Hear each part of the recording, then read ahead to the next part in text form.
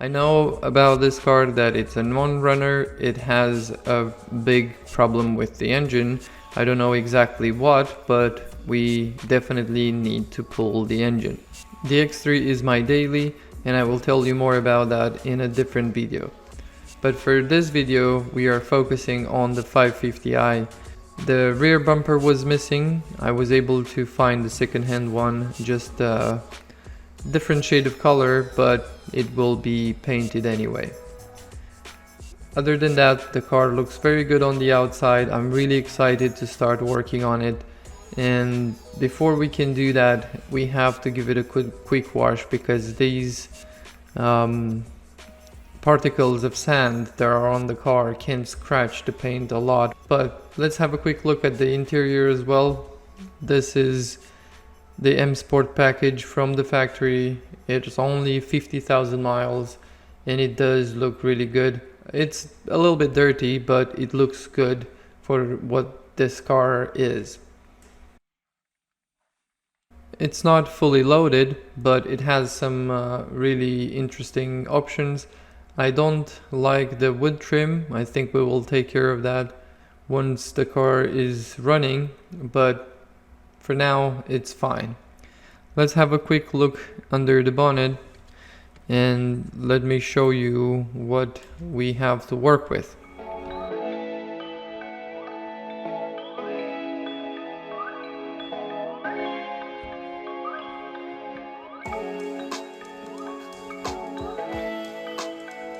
As you can see, there are quite a few parts missing.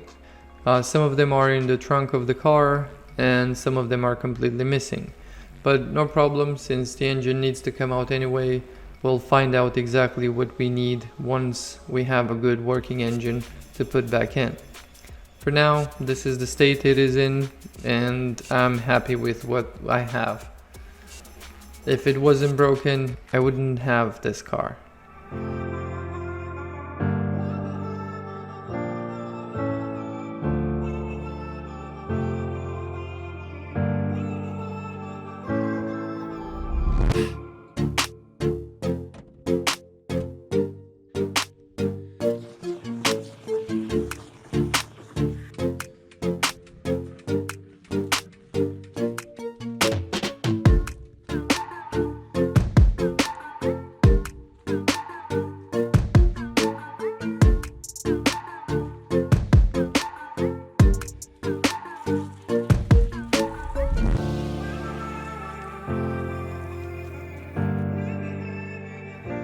I have to tell you, I'm really excited about this car. I always dreamt about having one. Now I do have this car. It doesn't run. I don't know how it feels, if the power is good or not, because I've never drove one before. And I'm really excited to have this one fixed up so that I can experience it for myself.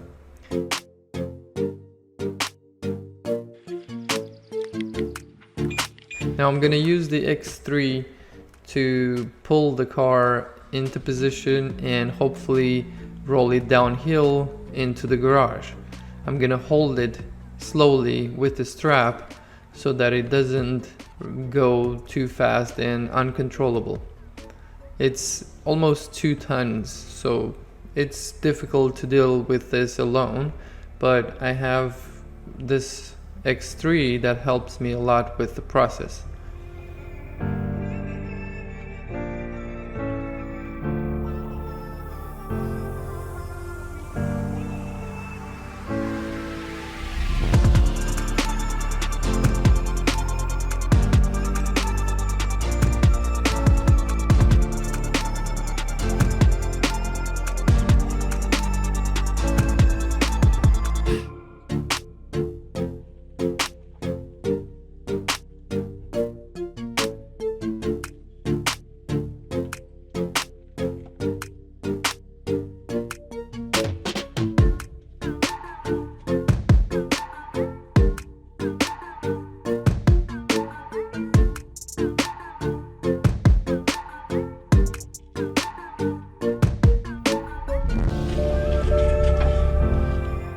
As you can see, I'm going back and forth quite a lot because I like to be careful not to lose control of the 5 Series and create more damage. And so little by little it goes where it needs to go. I was hoping that it would move a lot easier on its own weight downhill, but since I was steering the car to the right, trying to adjust it to the garage entrance, it wouldn't go downhill very easy. So I had to push quite a few times, but then it finally started to roll downhill.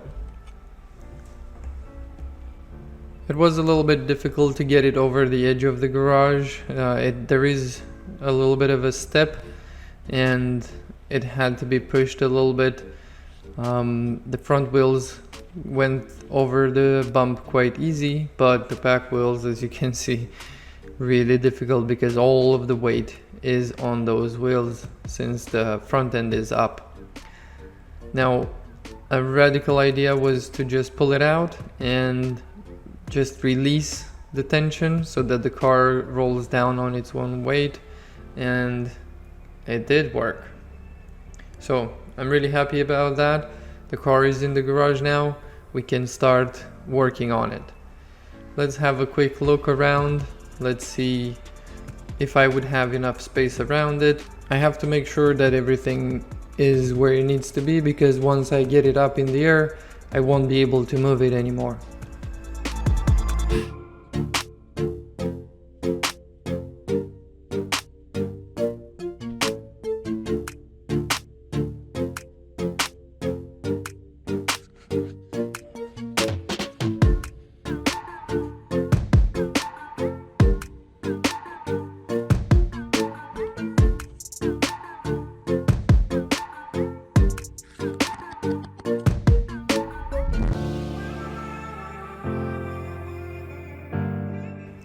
It looks like I have enough space in front of the car in order to remove the engine and move it throughout the garage.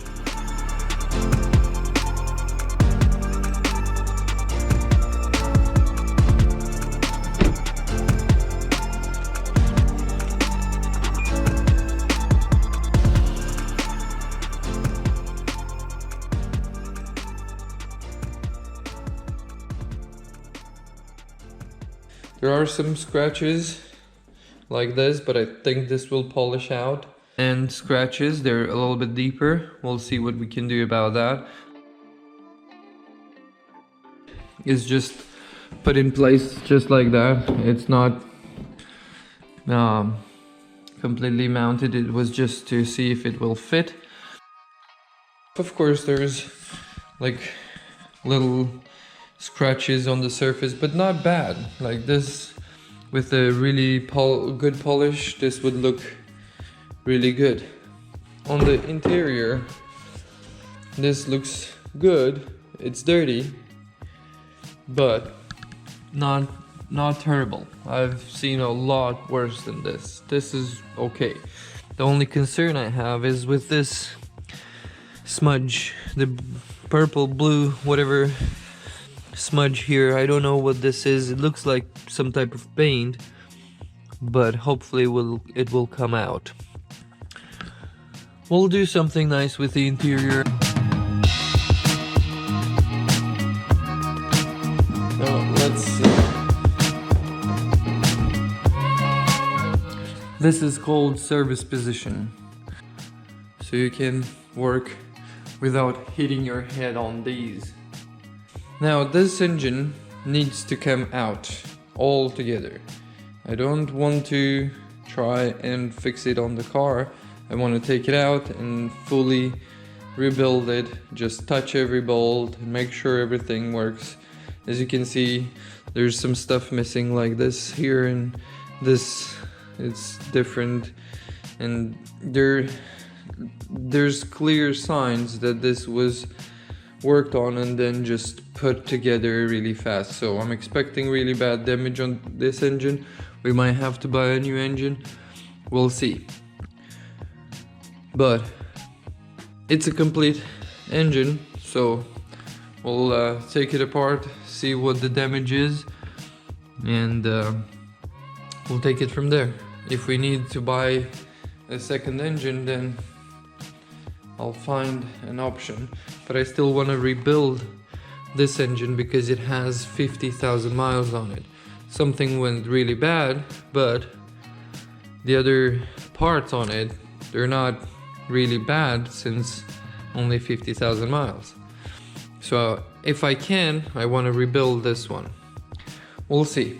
Now I'm gonna have to disconnect all the hoses, all the pipes, everything that is connected to the chassis from the top portion, and then lift it up on the jacks and disconnect the subframe. I think I need to take the subframe out, and then I should be able to take it out. But the subframe might be okay to stay in if I can reach all the bolts. Hopefully we can, and I don't have to remove the subframe, because that in itself is a little bit of a job when you're crawling on the floor. Yeah, let's start. I'm starting by lifting the car up in the air just to give me ease of access in the engine bay. I will start from the top and then under the car, but having the car up in the air, it's a lot easier to work on.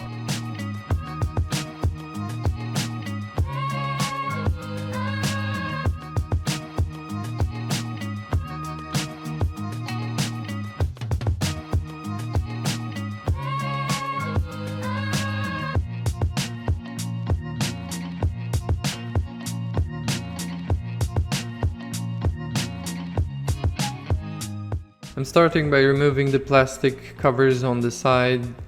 They're not really necessary to remove, but I like to have access to everything, all the bolts, and I don't think that they're hiding anything important for the removal of the engine, but it's best to do it so that you're not damaging those beauty covers, as they call them.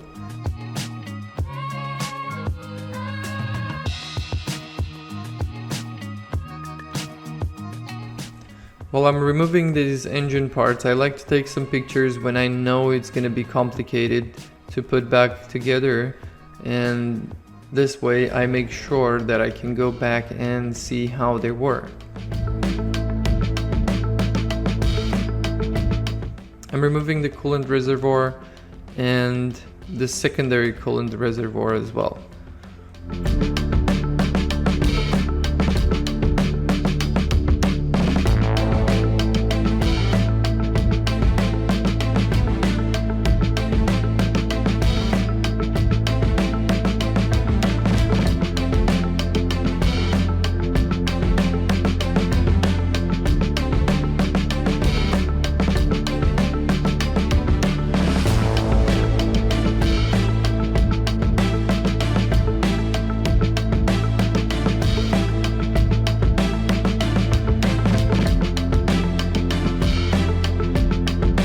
As you can see, I'm removing the intercoolers first.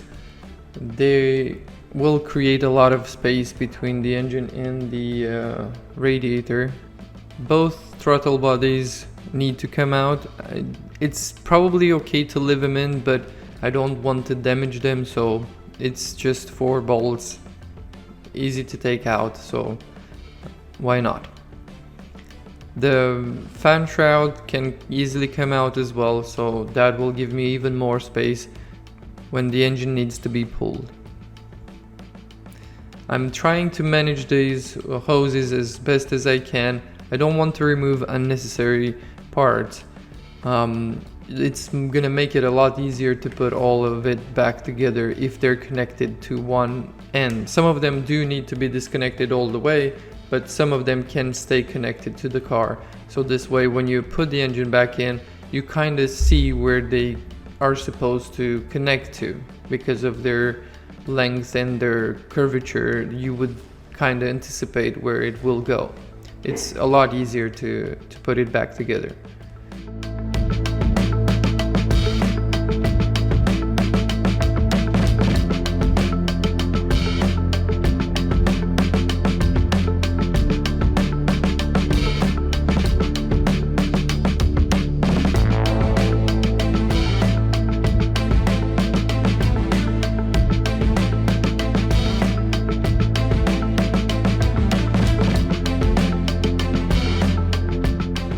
everything that's connected to the chassis from the engine has been disconnected. So the aircon lines are gonna stay on the chassis, the wiring, all of that, the ECU, everything looks like it's ready.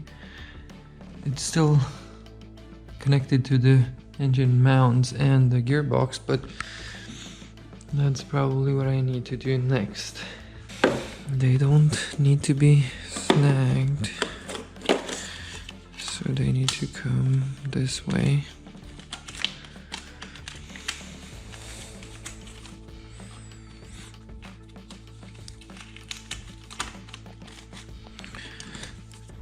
Under the car, I'm starting by removing the heat shield so that I can access the gearbox wire harness that needs to be disconnected because it's connected. It doesn't have a connection on the engine side, so it will have to come out with the engine wire harness.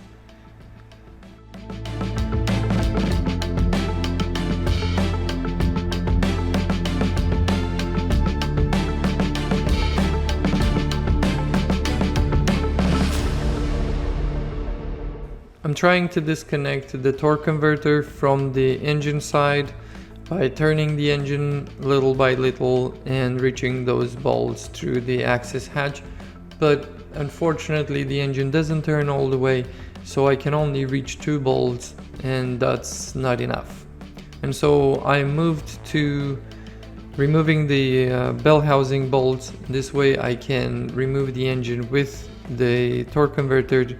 It's a little bit more difficult that way, but this is the only option I have right now.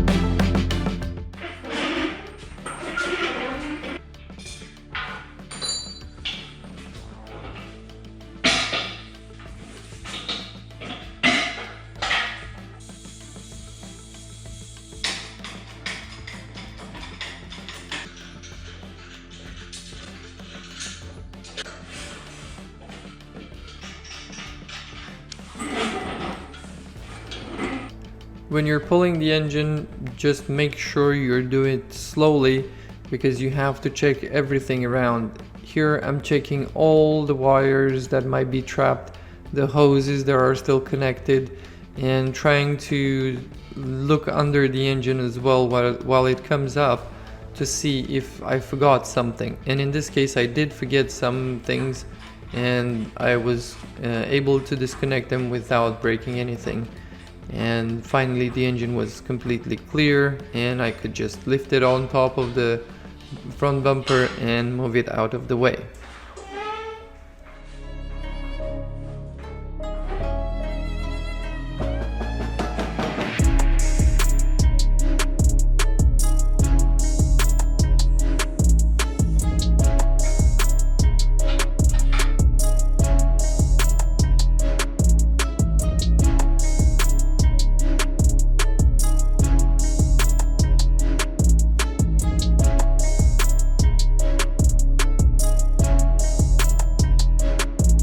Forgot to disconnect this, which I believe it's an oil cooler line, and then I forgot to disconnect the AC line, which luckily was already discharged.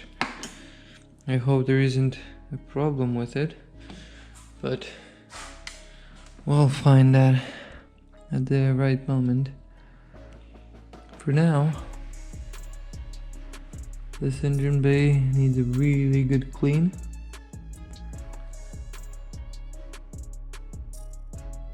Now this is a very happy moment for me because I can access everything around the engine now. I can take it apart and find out exactly what went wrong. And I'm assuming this engine has problems with the timing chain, because you can hear when you try to turn it, you can hear the chain getting caught up and it's probably broken or something like that. We got the engine out and it's on the stem. Now it's time for us to take all of the wiring out. The turbochargers need to come out, the exhaust manifold needs to come out, all of the belts need to be disconnected on this side, the AC compressor needs to come out. Basically we're gonna need to end up with just a bare block. The head will come out, well, you know, the oil pan has to come out, basically completely disassemble this engine, but we have to do it in a way that we can remember to put it all back.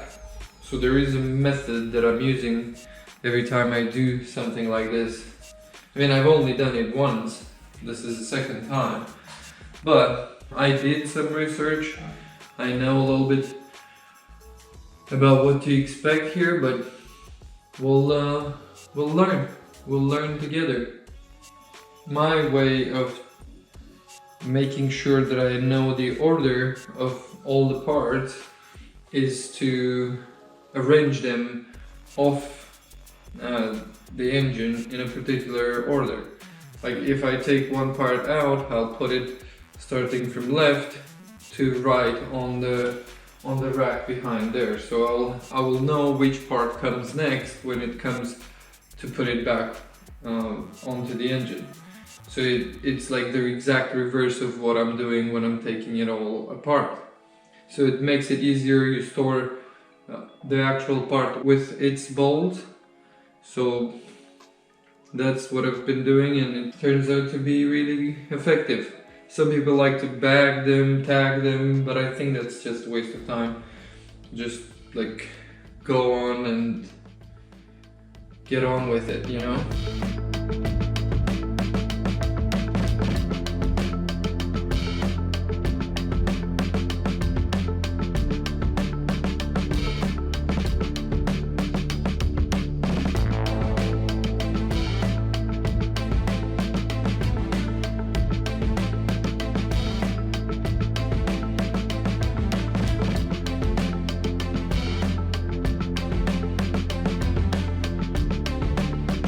I'm starting to remove the wire harness, and don't worry about the plugs not going back to where they belong, because the wires are at a particular length and they can't be mixed and they can't go in a different order.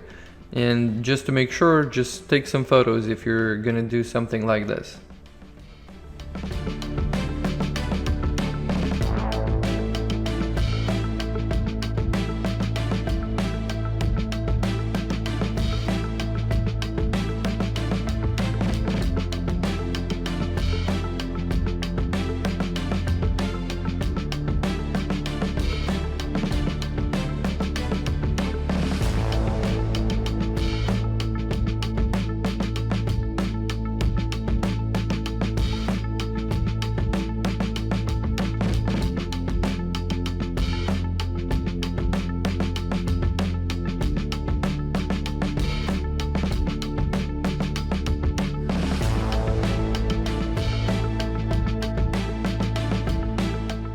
After the turbos and the exhaust manifolds are removed, there are two heat shields that need to be removed, and then you can see if this car had a lot of oil leaks coming from the turbo pipes or if it was an actual rear main seal leak. And in this case, as you can probably see, it was a huge leak. They do have a drain hole in the back, so if you have oil leaks coming from between the gearbox and the engine, you naturally would think that that's a rear main seal leak. But in this case, with this engine, because the turbos are inside of the hot V, their oil leaks are collecting inside of the V and then drain through a hole on the back of the engine. So it looks like a rear main seal, but in fact it's just oil from the turbos.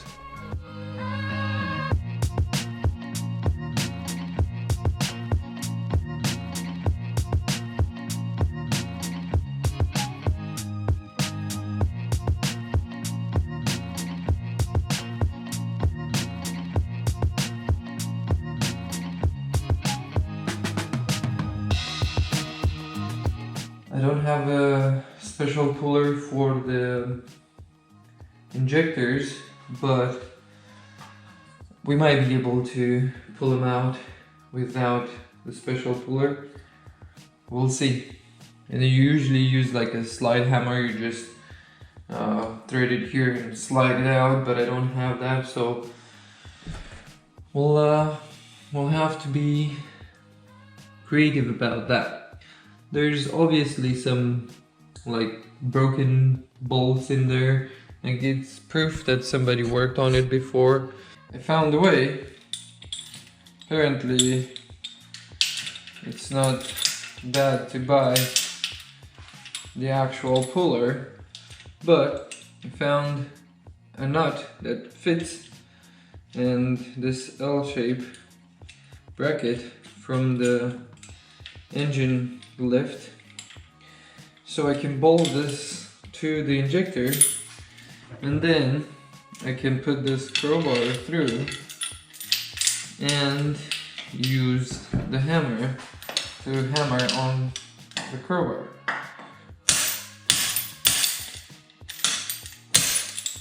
Not the most effective, but it works.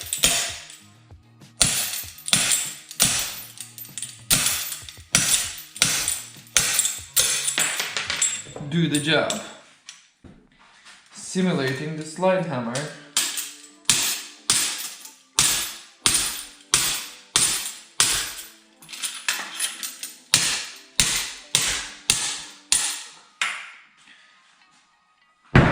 It works. It's not pretty, but it works.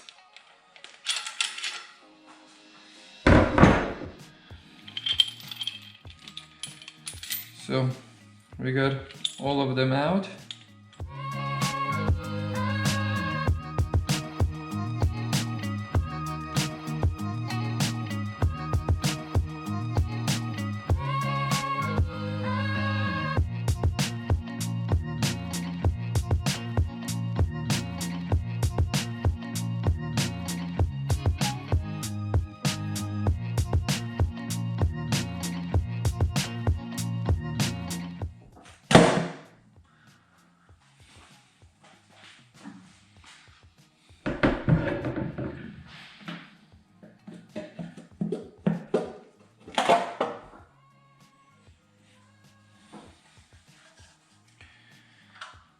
Okay.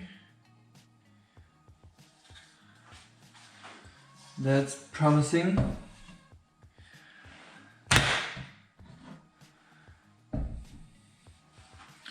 I don't see very much build-up. I mean, just the regular, which is good.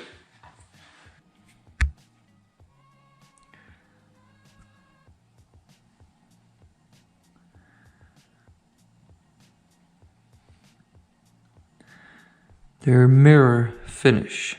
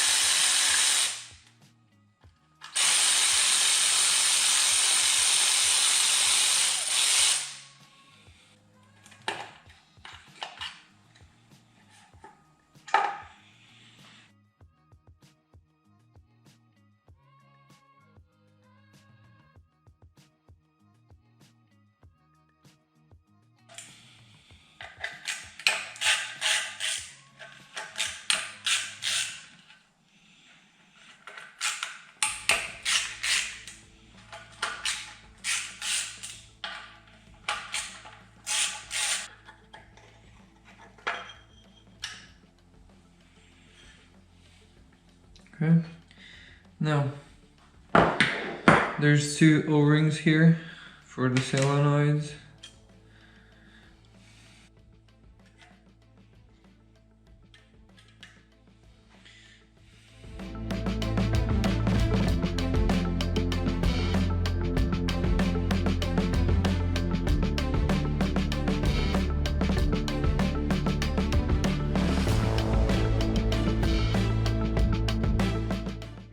mirror shine,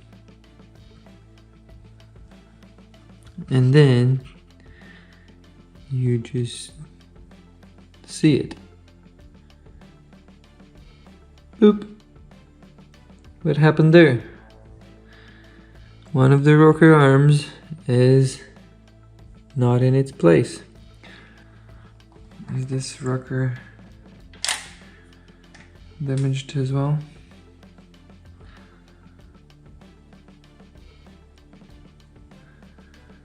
Doesn't look bad.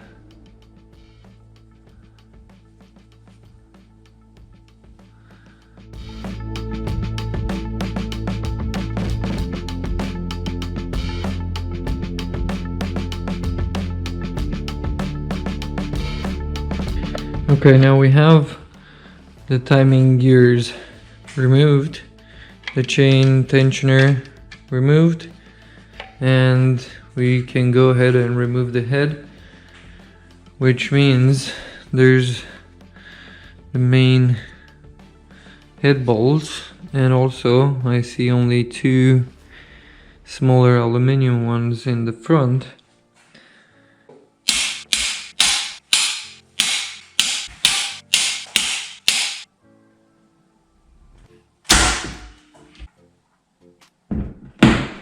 Check out the carnage.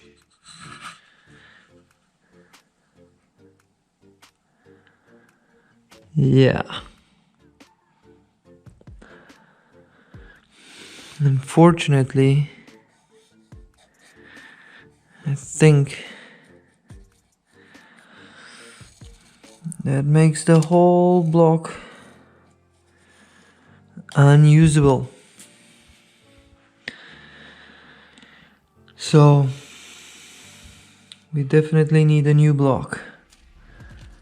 Oh, and there's some damage on this cylinder too.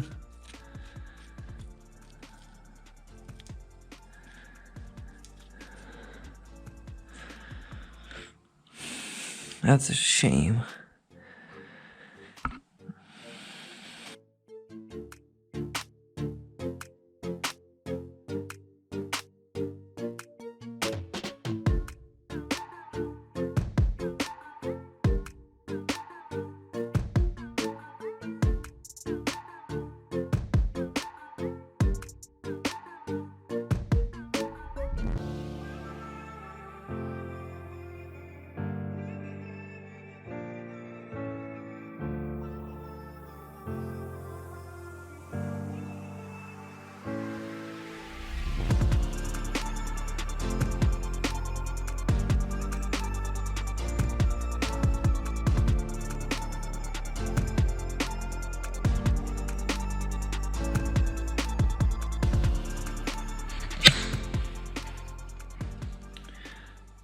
Both sides heads are off, and on this side, as you can tell, everything looks very good. But still, there's no use for this engine block anymore with this type of damage in here. I mean, probably there are options to sleeve the engine, but I don't want to do that. I want to find a good block. Believe it or not, I don't know if you can see, that cylinder is also cracked down the middle, so the impact was quite violent. But, you know, it would make for a really nice coffee table. That's the good side, right? I was expecting the engine to be really bad, so this doesn't come as a surprise. It's just interesting how this happened at a 50,000 miles engine and serviced at BMW.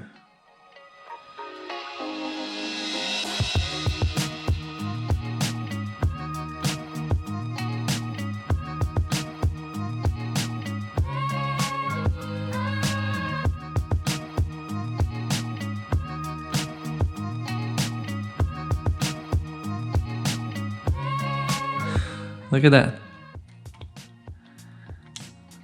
I tried to eat its timing chain guides.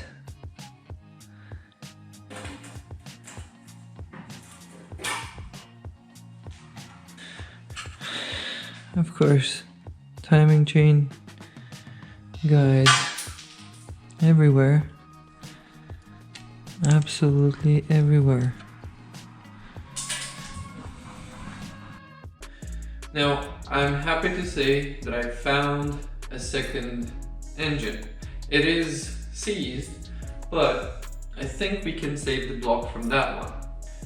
Now, in order to bring that one inside and start working on that, we need to clear the area and make sure that I don't mix the parts from one engine to the other.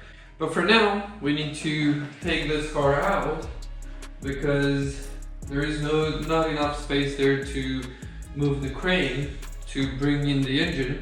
On this block, I didn't take any more parts off. The crank, the pistons are still in there, even the oil pump is still in there. I'm gonna leave this as is. We'll move it to the side and see what the other engine looks like, and if we can use some of the parts from this engine, we will.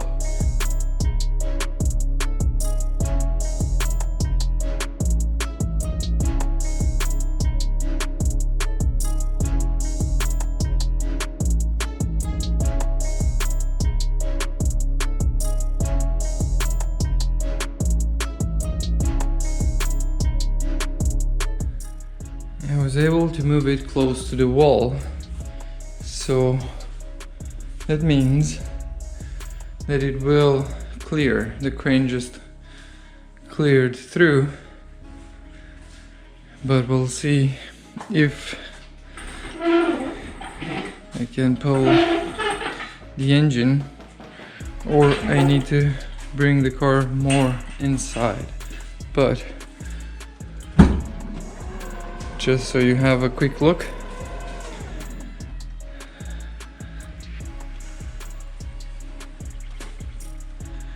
the X3 did an amazing job hauling this, and it fits quite well. I think you could fit even more. You could fit two of them at the same time if you want to.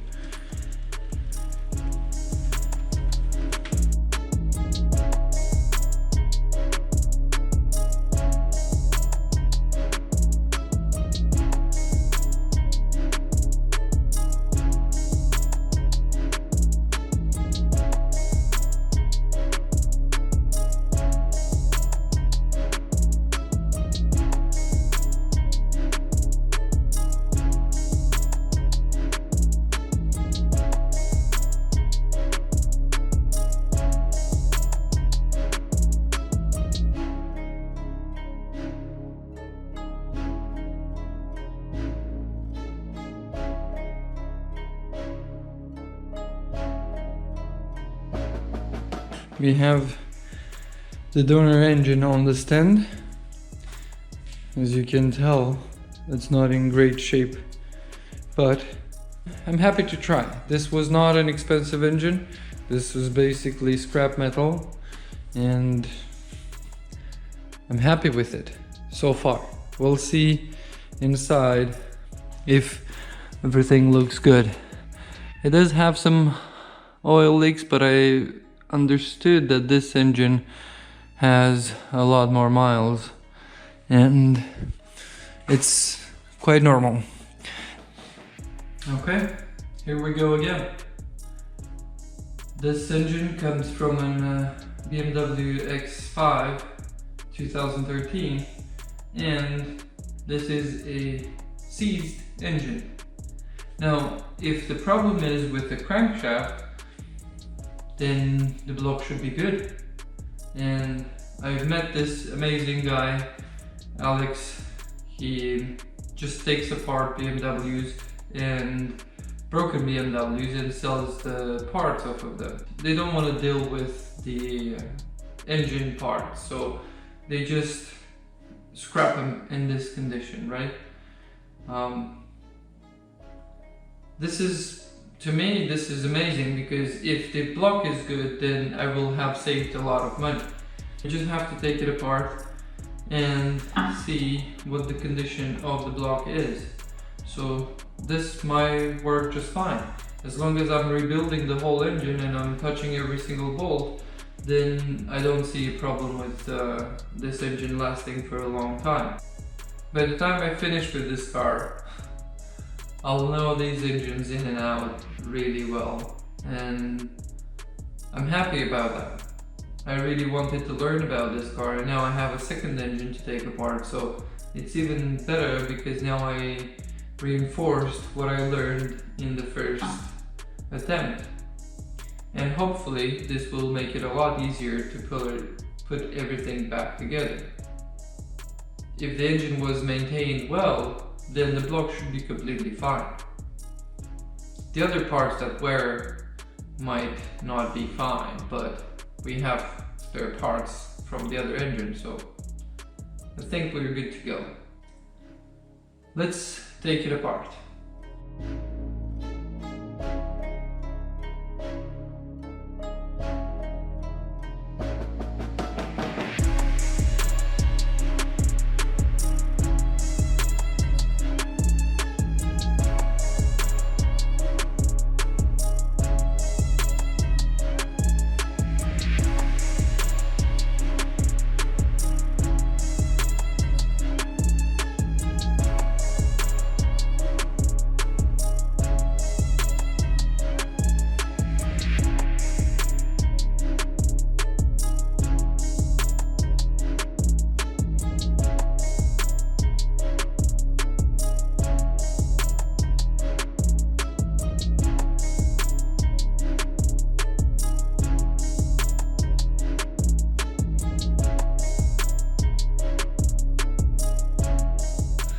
It is a little bit more wear. You can kind of see some marks, but it's not terrible.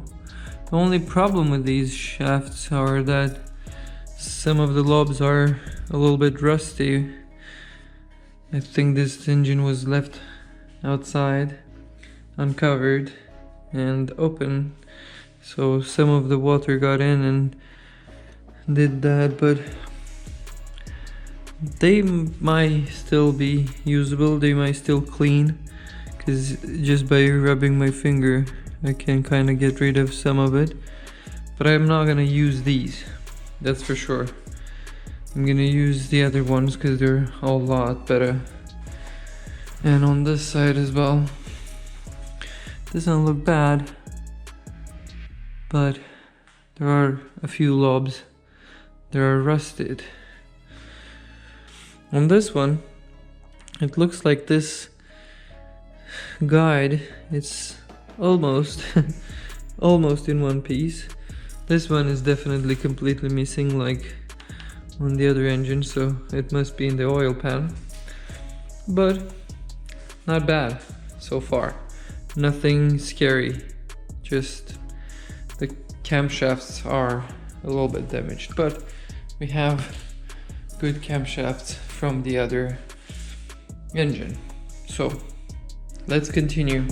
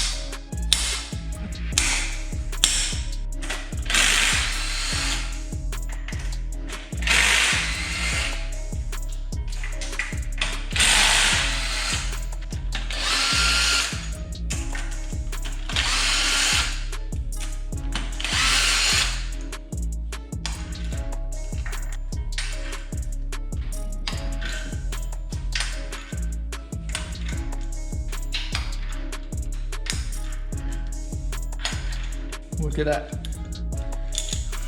quite a few bolts.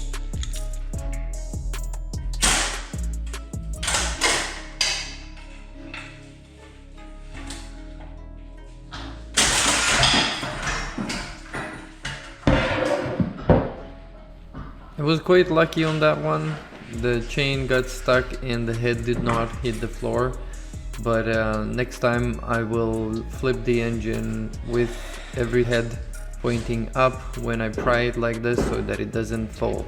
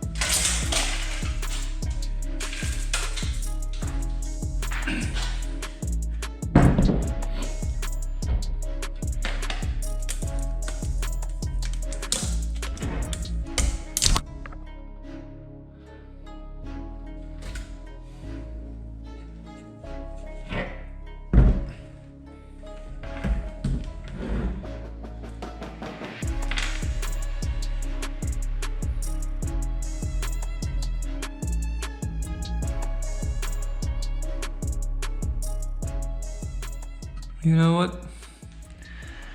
It looks like it might not be usable after all. But that's on the first glance. Look at that. That's a lot of rust. But what I've found out is that these engines, they're alu seal, so this rust should clear off quite easily and there should be no damage. Look at that. What is that? Normally an engine block left like this would not be good, would not be usable. But we might be able to save this block. It doesn't have big damage. Of course, it will take a lot of cleaning, but it might still work. I'll leave this open so you don't asphyxiate. Yes, leave it open.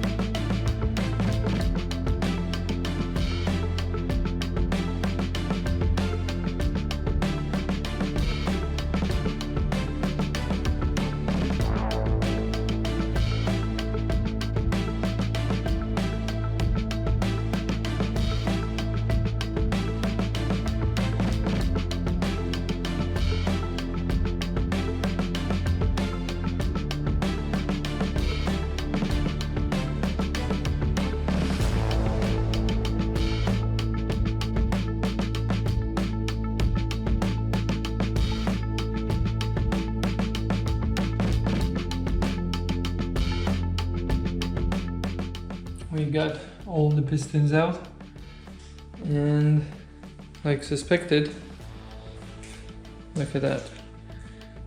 This journal is good, this one good, this one good, and look at that.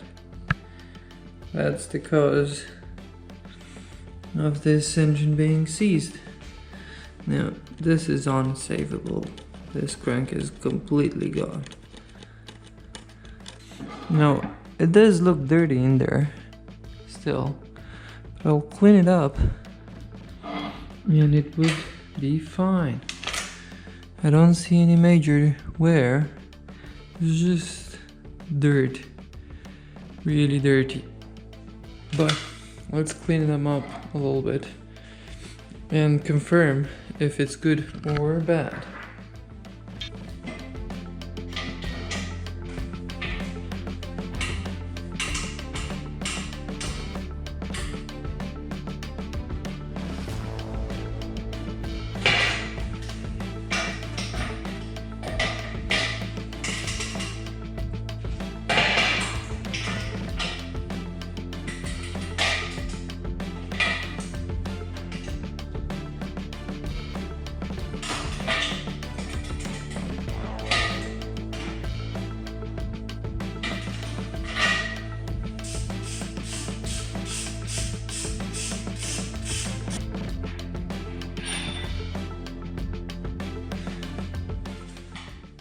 Look at that.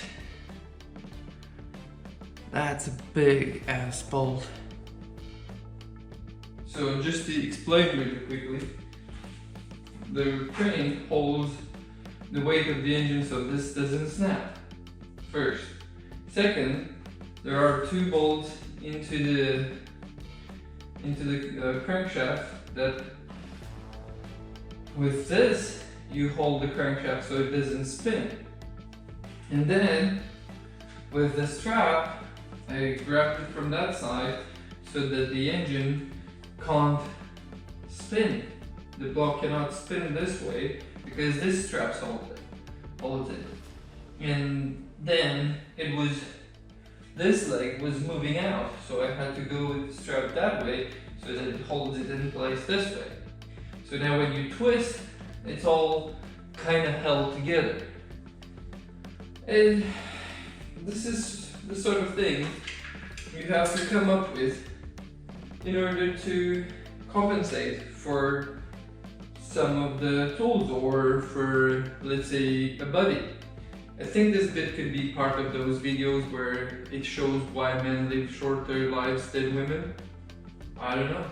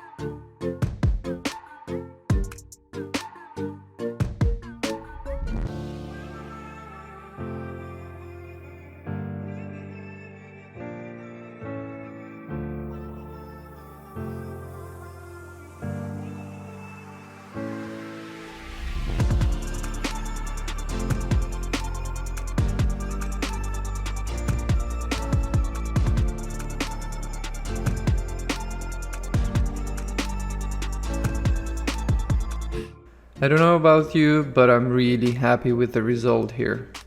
This looks like a new engine block, and I think we can work with this.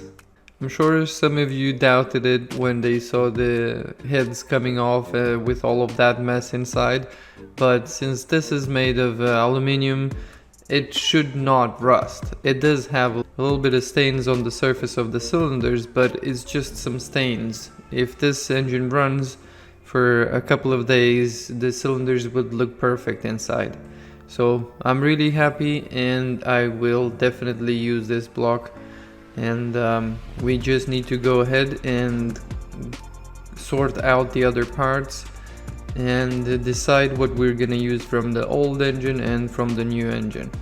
They are soaking in some gas here. We need to clean them up. I have all 16 on the table. This way I get to choose 8 good ones. I remove all their piston rings and clean the piston ring channels. Then the piston needs to be properly cleaned, remove all of that carbon, and then we can reuse these pistons.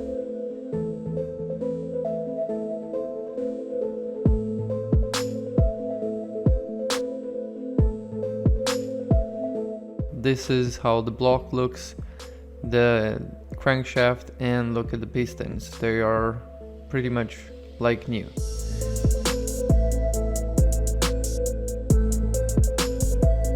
The heads need to be cleaned, and we will take them apart so that we can clean everything inside. There are lots of carbon deposits in there, so I want them to be as good as they can be. Normally you send the heads to a machine shop, they clean them, they surface them, and then you can reassemble it and pretty much consider them as new. But I wanted to do this myself because I want to learn all the process. Maybe for the next project I will go ahead and use a machine shop, but for now I'm gonna take everything that I can apart and clean it as good as I can. With the help of the spring compressor, I'm removing the springs and the valves.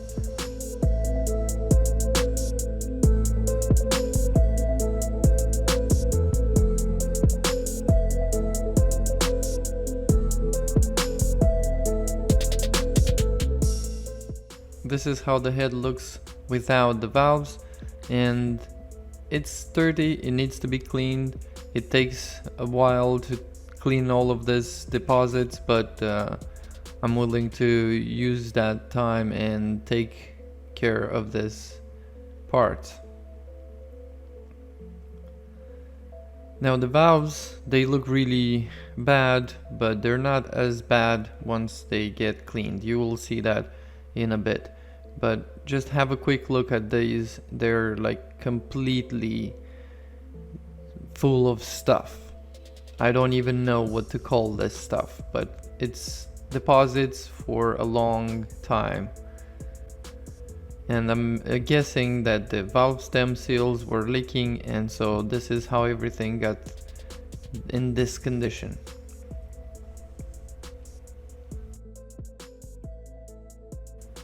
Here you can see the heads without the valves. They're definitely in desperate need for cleaning. There's a lot of carbon deposits in those valve holes. Here I'm using a soft sanding pad to clean the surface. It doesn't take any of the metal off, it just cleans the surface really well. And I have to go into the channels and clean all of that carbon deposit. As you can see, there's a lot coming out. There are some special tools you can use, but I couldn't wait for them to arrive, and so I've found a way. I used one of those soft pads and wrapped it around a drill, and I was just cleaning the insides as best as possible. They won't come out perfect, but they will be a lot better than what they were.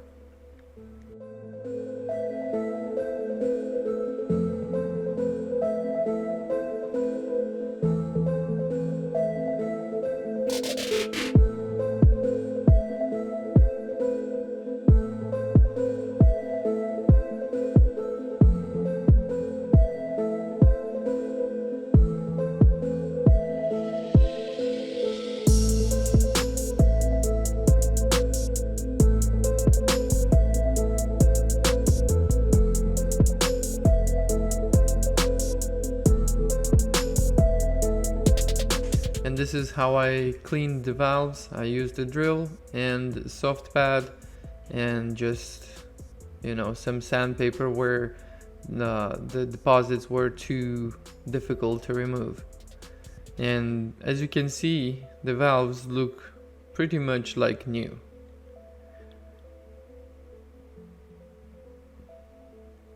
There probably are better ways of doing this, but this is my way of dealing with this problem. Now is a big difference. I'm sure you can agree that they are definitely good to reuse. This process took a long time, but I think it's worth it because this way you get to learn everything there is to learn about this process. And if you're sending the heads to refurbishment somewhere, you know exactly what you're paying for. Since you've already done it yourself once, now you can make a decision into if it's worth doing to a machine shop or you can do it yourself. Now look at those valves. They look amazing, don't they? They pretty much are like new.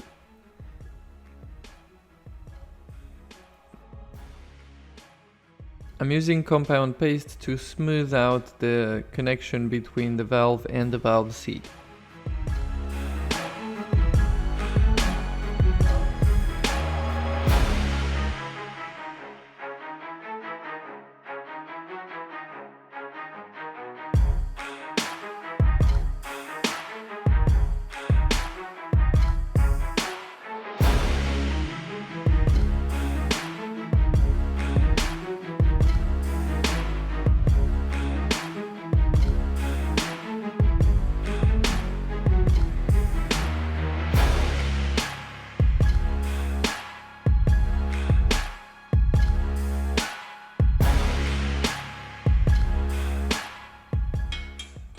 This is probably the most satisfying part of the whole cleaning process.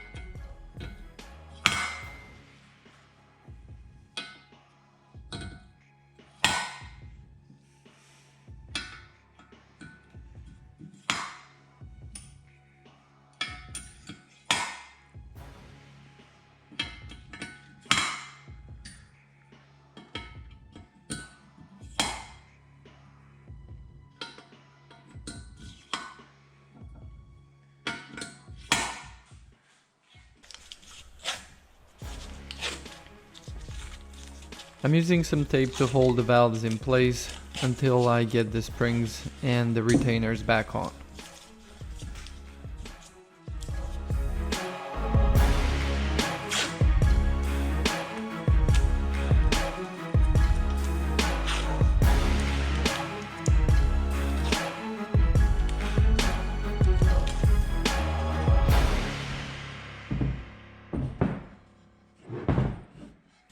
Now it's time to replace the valve stem seals, and in order to make sure they go in one piece, it's good to soak them in some oil, and this way they slide on the valve stem quite easily and without any damage.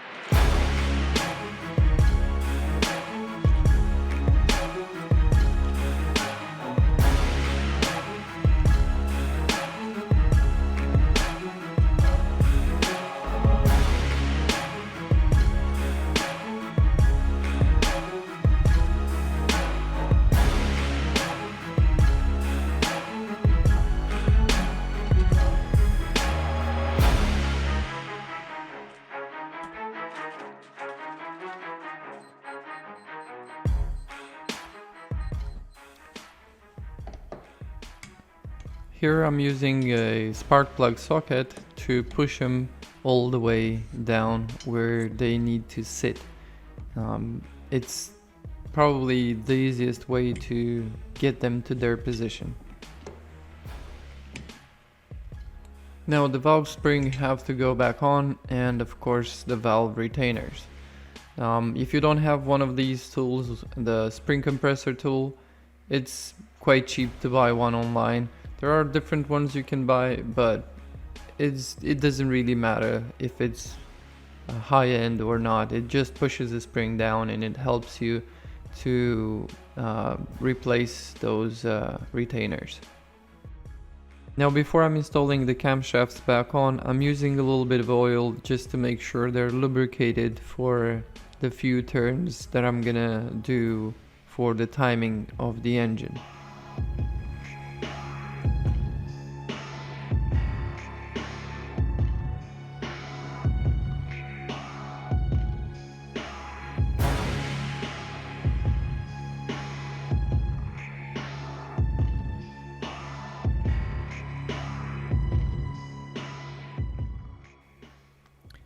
I'm really happy with the result. Now you can see the before and after, and it is a huge difference, don't you agree?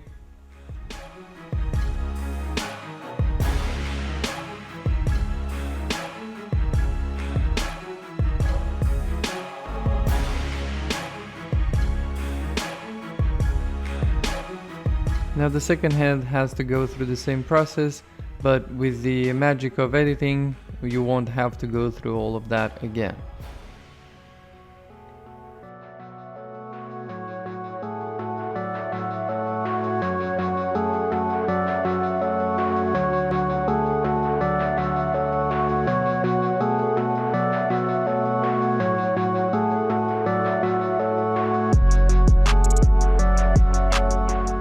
Now here we have the engine block.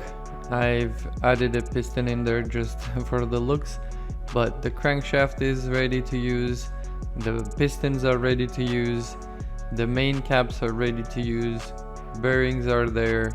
Now both heads are clean as well and reassembled, and we also have all the gaskets we need to reassemble this engine. So let's take all of these parts that you can see here on the table and put them all back together.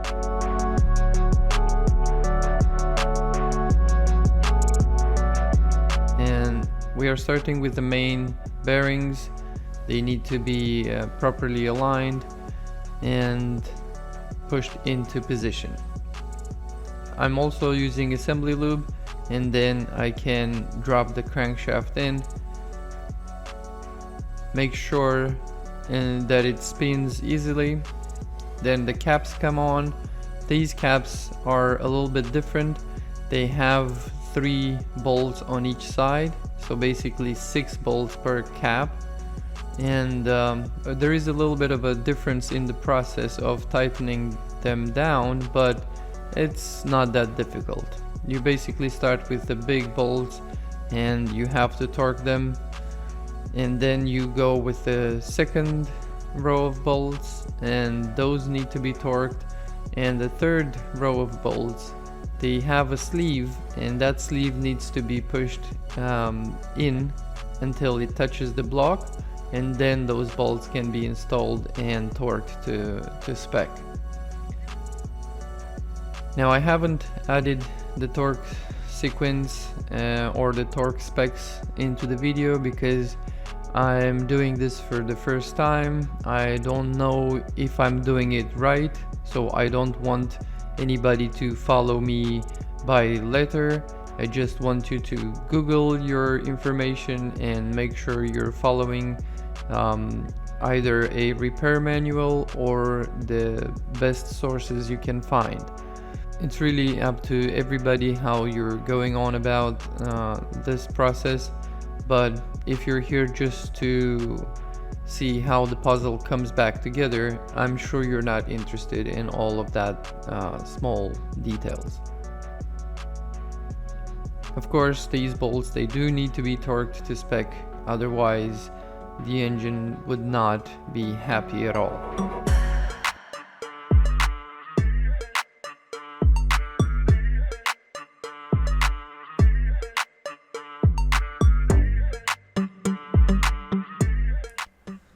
Now the crankshaft is in its position, it's torqued to spec, and it turns quite smoothly. That's exactly what you want. We are moving to the installation of the pistons, and I'm using a piston ring compressor to hold the rings in place while the piston goes back into its cylinder.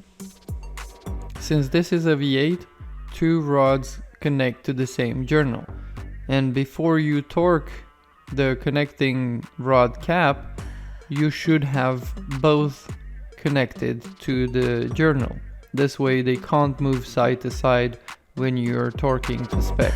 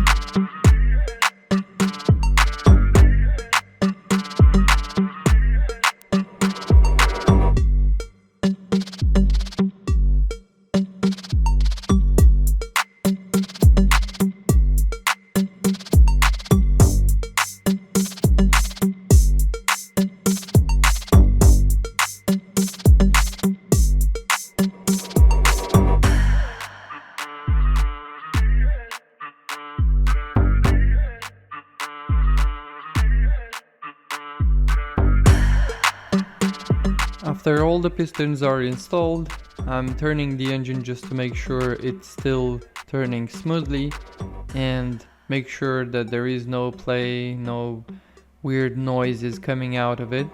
And I'm moving to the installation of the oil pump. Now the oil pump has 3 bolts to connect to the block, and again you have to use the repair manual to see the actual tension that you need to place on this chain. Keep in mind the sprocket bolt has a reverse thread, so make sure you're not stripping that one. Now before the heads are going on, let's enjoy the piston dance for a second.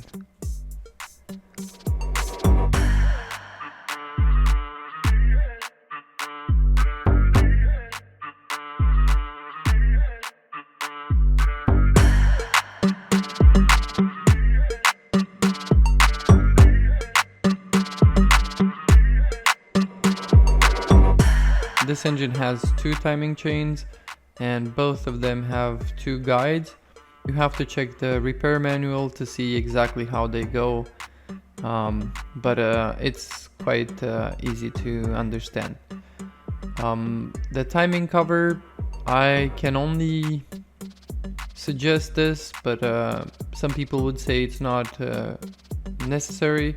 I'm using some sealant because these engines are known for leaking oil and I don't trust just a metal gasket, and so sealant it is on both sides of the gasket to make sure that we are minimizing all the oil leaks that this engine could develop. When I'm installing the bolts, because they're different lengths, I like to install them with the cover off, so this way I can see how much they come out on the other side, just to make sure that they are in their right position.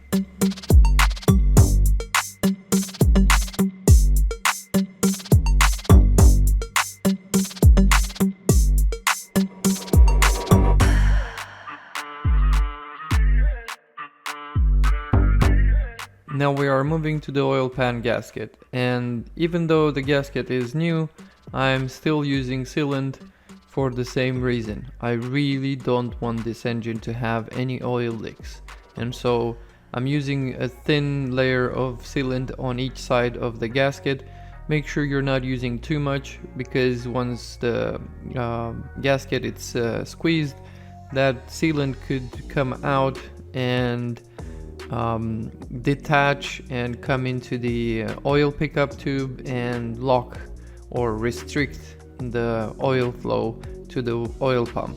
Now for the head gasket, make sure you don't use any sealant. You actually have to clean both surfaces really well, and that should be enough because of the amount of force that the head bolts are going to apply. It's not going to be necessary to have any additional sealant like that. The head bolts need to be tightened in a pattern from inside out, as recommended by repair manual for this engine. And not only for this engine, but every time you're doing a head gasket, you have to do it from inside out, just to make sure that the head doesn't get distorted. They'll be calling me, they'll be calling me royalty. Best to give me loyalty, 'cause I'm taking the world, you'll see. They'll be calling me, they'll be calling me royalty. They'll be calling me royalty.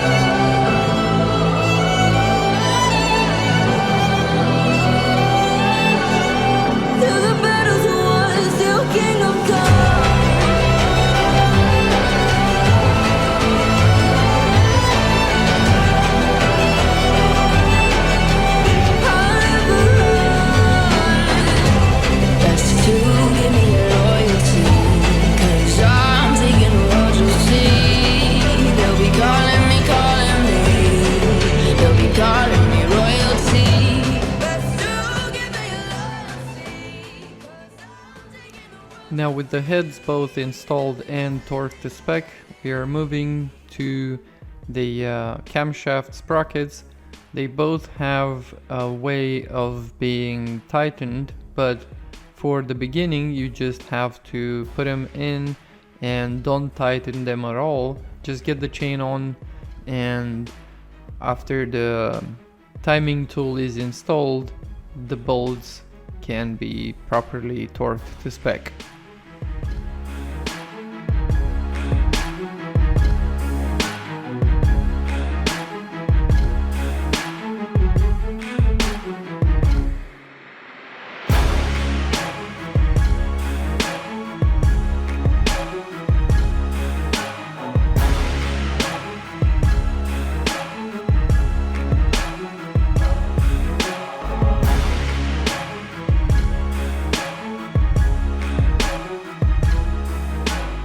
Now with the timing all set, we can move to the head covers, and they need a little bit of a clean before we install them. And here's a before and after shot.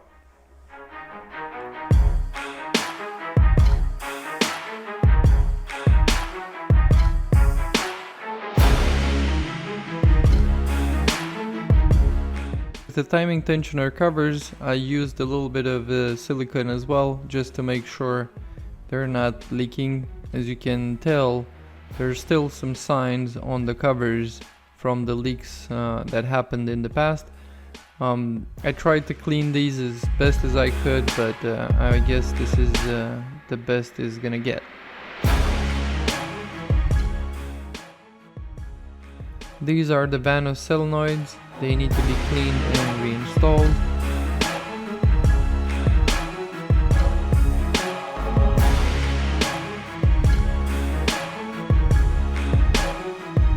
Both head covers are getting new gaskets.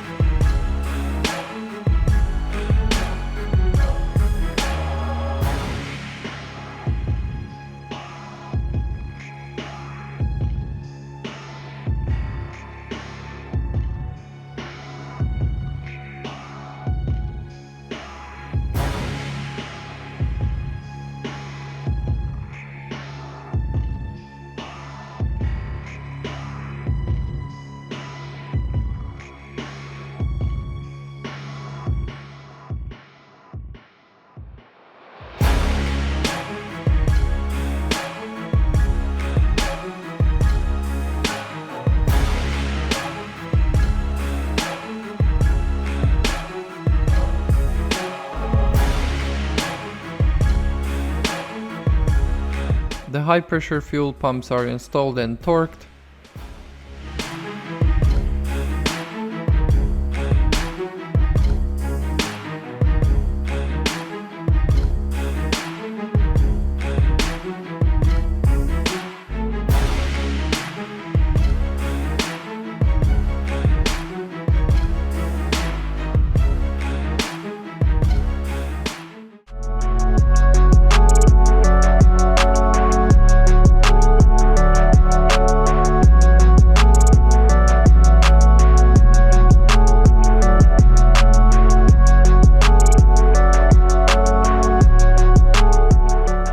With the fuel rail, it's easier to just connect the pipes and then align it for the support bracket where the bolts connect to the head.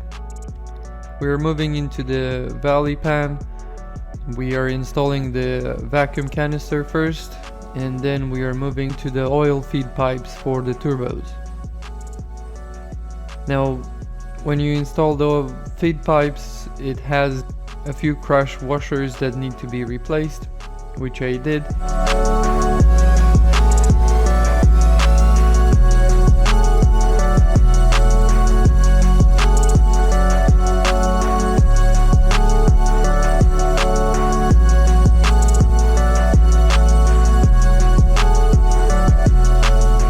And we are moving on to the exhaust manifolds. Now here we used new gaskets and we torqued the bolts to spec.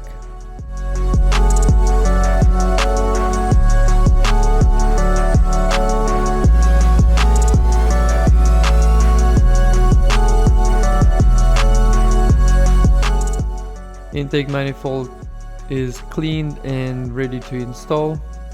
As you can see, the fuel rail was in the way, and so it needed to be removed, and the intake can go on and the fuel rail after.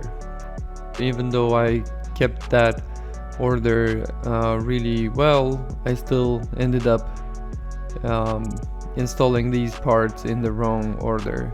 But it's not a problem, not a big deal. We can just remove them really quick, install the intake, and then go ahead and reinstall the fuel rails.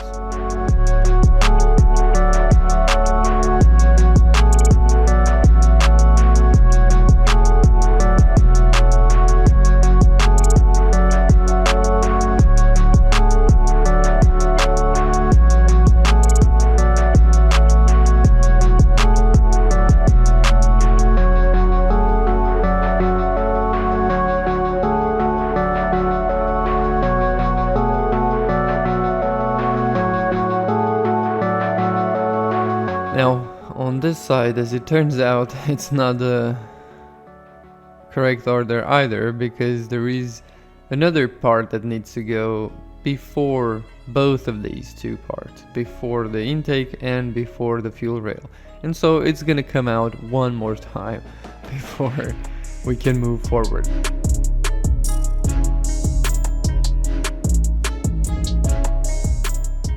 Starter is next. But the problem with that is the cable needed to go under the intake manifold, so that means intake manifold out again, fuel rail out again, starter first, then intake manifold, and then fuel rail on this side. Well, you know, you live and learn. This is where you can see the lack of experience, but the only way to get experience is to do this a few times, and so I'm gaining experience right now.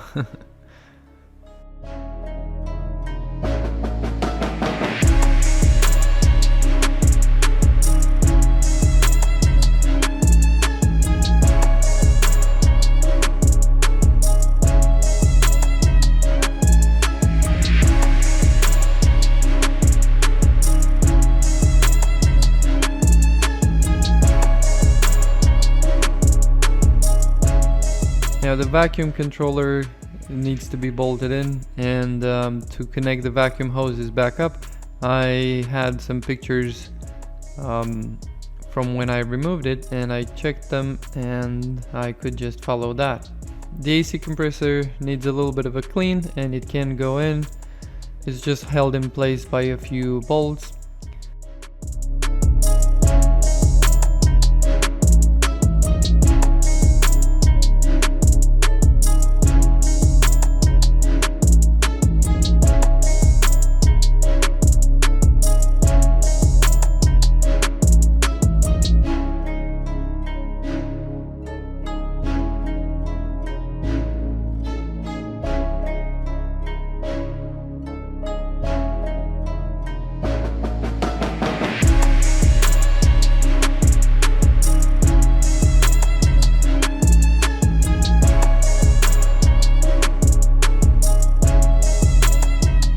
Now the wire harness is probably the most frightening part of this whole reassembly process, because there are so many wires and it's so scary because you don't know where they're supposed to go, right? But the wires they have a particular length, and if you try them out they won't connect to something else, and the plugs should be different. Where the plugs are the same, the length differs so that you won't connect them in a different position.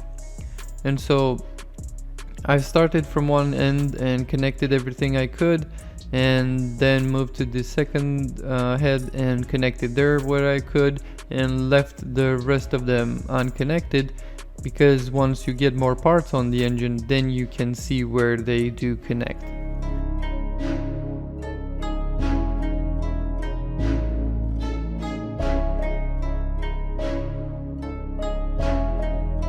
Now the turbocharger has to go in, but not before my girlfriend comes and give me a little bit of a instruction on how to do this. She's much more experienced than me, and she just points out a few things, like, you know, what I did good and what I did wrong. She's inspecting the process, and then I can continue along with this reassembly.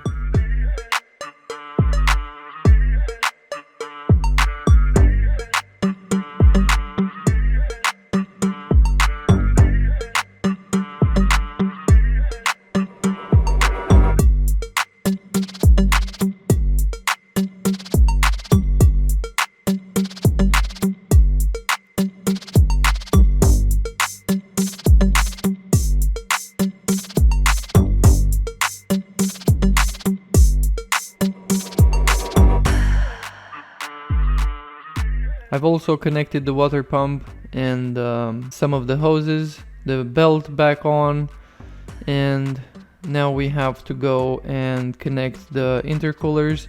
This is a lot easier to do with the engine out.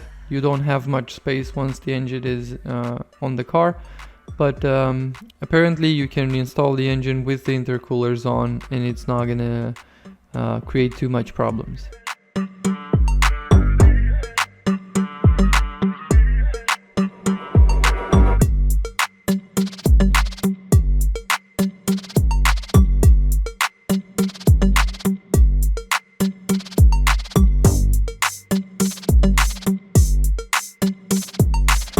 On the back of the engine we have to install the heat shields first, and then we can install the catalytic converters. These catalytic converters were purchased secondhand. I hope they are good to go. They don't seem bad in any way, but I don't know. We'll see once the engine is running if we get any codes from these.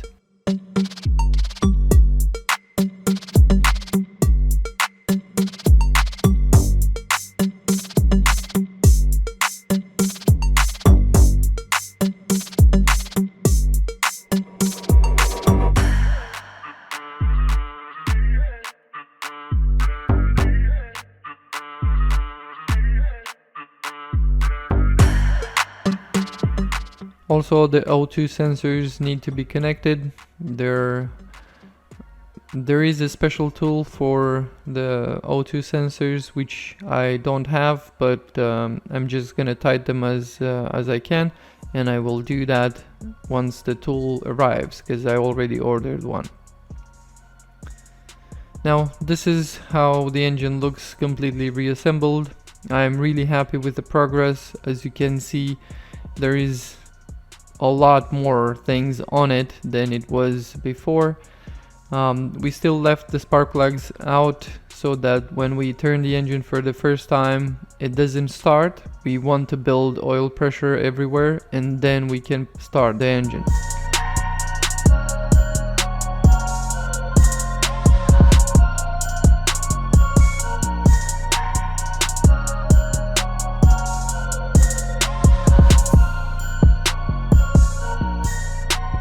The engine bay needs to be cleaned, so the car needs to be dragged out. As you can see, I attached a strap to hold the gearbox in place. This way I can drag the car out and clean the engine bay. It is really dirty, and a good clean is a must in this case.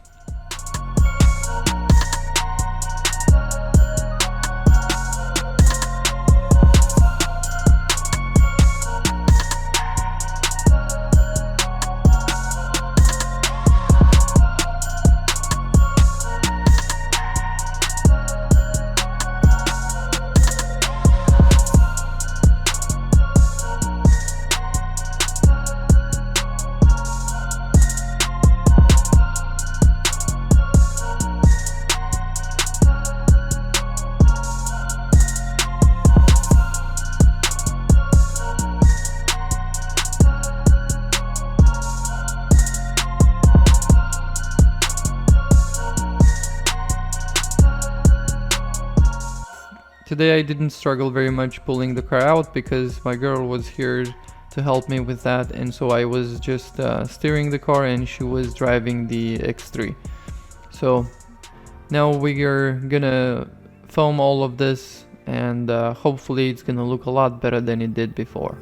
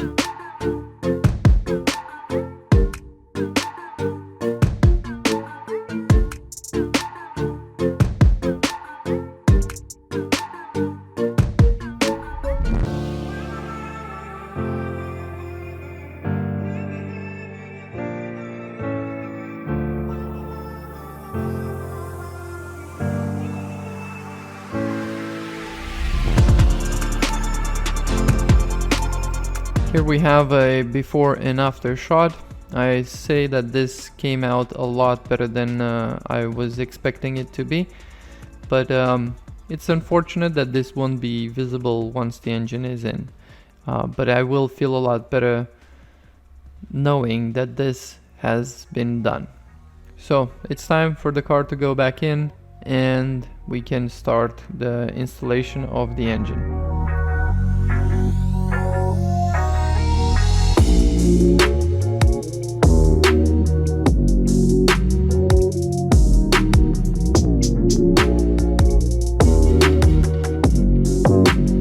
Now we were both dreaming about driving it, even though the engine was in front of us, not in the engine bay, but it feels like we are getting closer and closer to driving it. Well, let's stop dreaming and get this engine in.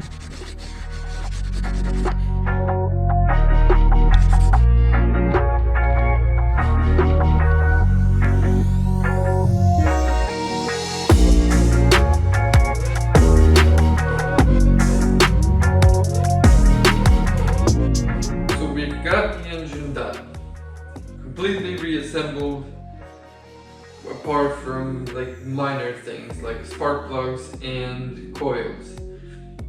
There are like a lot more parts on it, like compared to what I had when I took it out.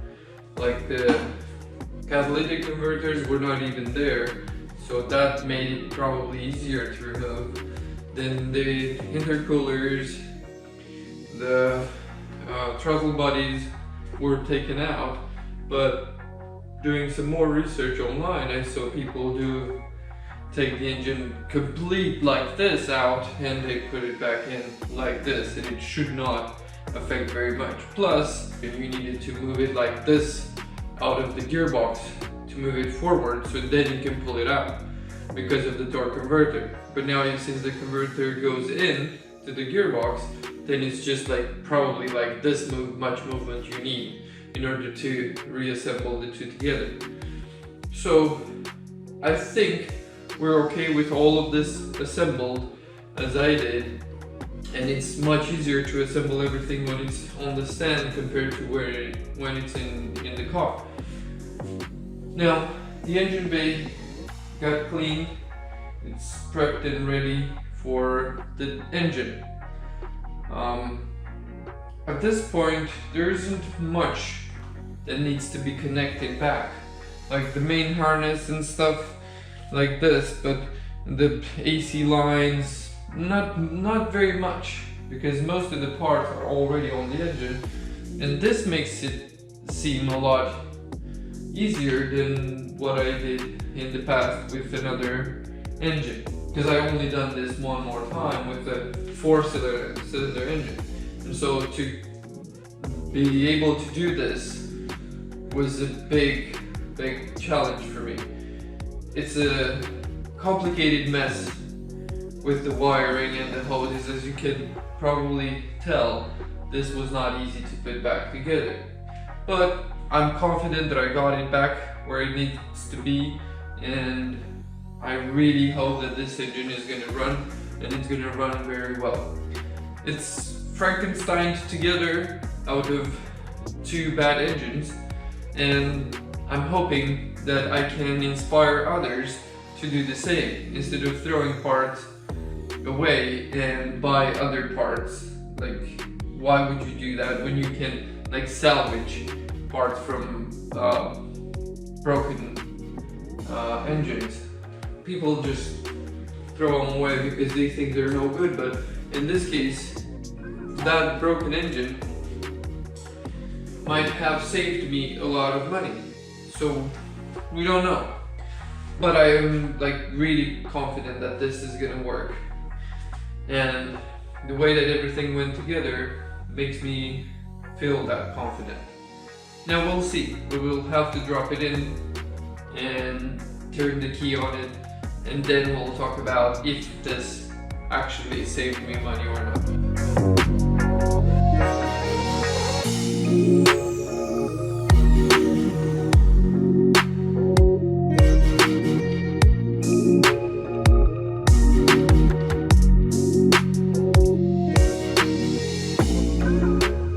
Okay, torque converter is in, so it will make it a lot easier to put the engine in. But just as a reference, in case you're wondering, that's kind of where the level needs to be. Like, everything needs to be at a level. That's when you know it's completely seated in, because if it's not, then it's gonna give you a lot of pain trying to fit the engine to it. It's simply not gonna work, and you can break stuff in there, like the actual hydraulic pump in the gearbox. So that went in good. Next, let's crane this engine up.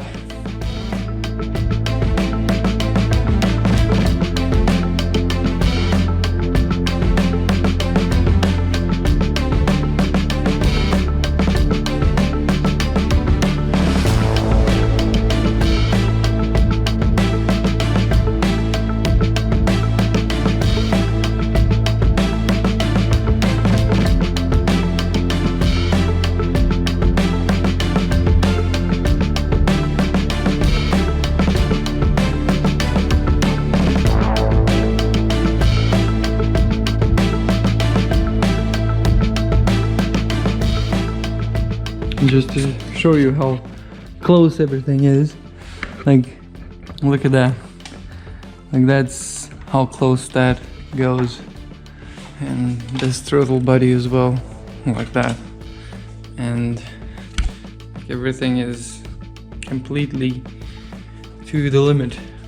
I mean, just a little bit of space.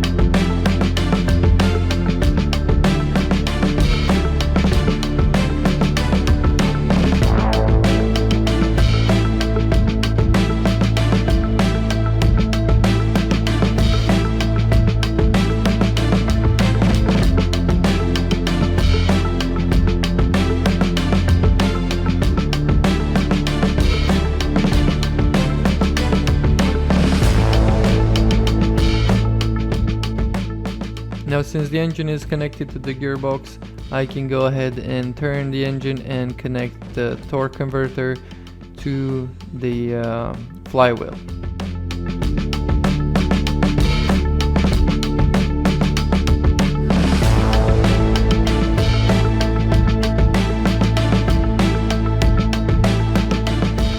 On top, we have to connect all the connectors. I'm bringing in the ECU, connect all those wires in there, make sure the cover is back on so the water doesn't get in, and of course the rest of the parts need to be connected, and then we can put some oil in and go ahead and turn the key.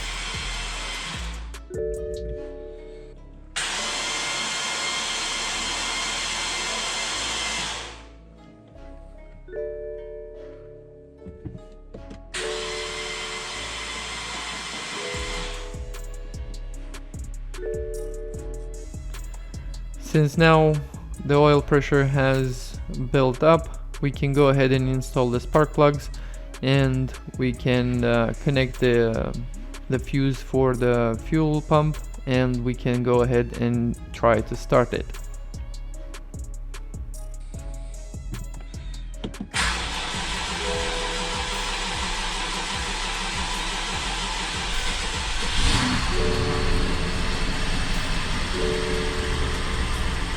And yes, the engine runs.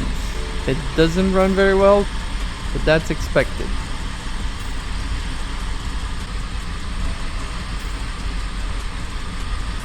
Let's connect the OBD reader and let's see what this engine is complaining about. As you can see here, there's a lot of error codes, but these are just because everything was disconnected. We are clearing all of that, and now we can actually see what stays.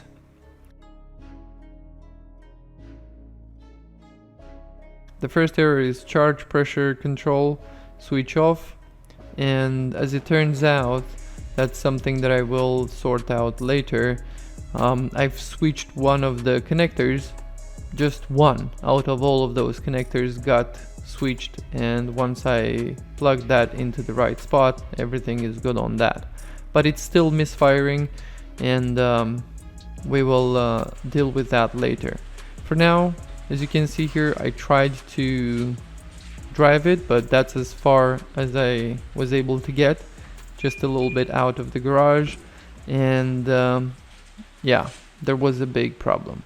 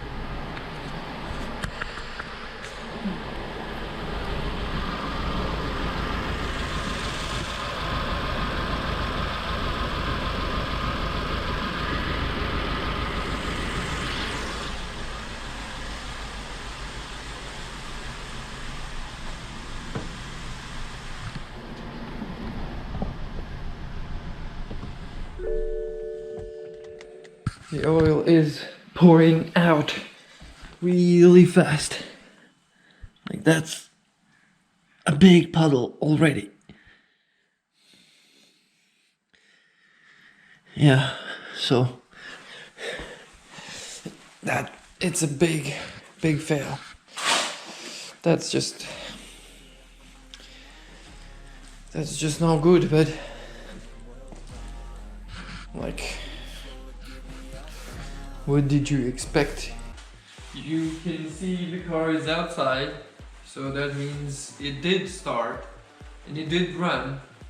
Well, that's pretty much the end of the good news. It didn't run very well, but I'm assuming because the engine was completely out of oil, it needed time to get oil into all the little things like camshaft actuators. I'm thinking that could get better. It's okay, but we failed. We failed big time. There is a huge oil leak coming from between the gearbox and the engine, and that can only mean one thing. The rear main seal, it's not good. It's a new main seal, but either I installed it wrong or the seal was bad from the factory. So, long story short, the engine needs to come back out in order to change that seal, or to even confirm that that's the source of oil. And it's not just dripping, it's like pouring out. So, first attempt failed, but I was thinking all last night before I went to sleep that it's such a big job, and since I haven't done it before, this particular engine is completely new to me. I'm only learning right now. It's unrealistic to think that this would have worked in the first attempt completely perfect. Now there is a small victory. The engine is running, which means it can be fixed from this point on. It does have to come out again, but I don't know. I think it's a one step forward and a few steps back, but we are moving into the right direction, I think. Yesterday I took the car out for a little bit. I tried to go for a little drive, but then I saw the oil drip that was left behind, which I cleaned. And you can kind of see on the grass there with the water, it makes it a lot more visible. But yeah, there is a big oil leak. So I can't even go further in testing it because, I mean, the water makes it look a lot worse than it is, but it is pretty much undrivable with this condition. We have to find a way to fix that oil leak. So let's just get the car back inside and try again. There's nothing left to do at this point, but try again. Yeah, some people might say it's not good, it's bad, you're failing, you should not even. Well, that's how you learn. You fail until you actually learn enough so you don't fail anymore. And since this all is new to me, I think I'm okay with that. But the engine needs to come out. So let's do that.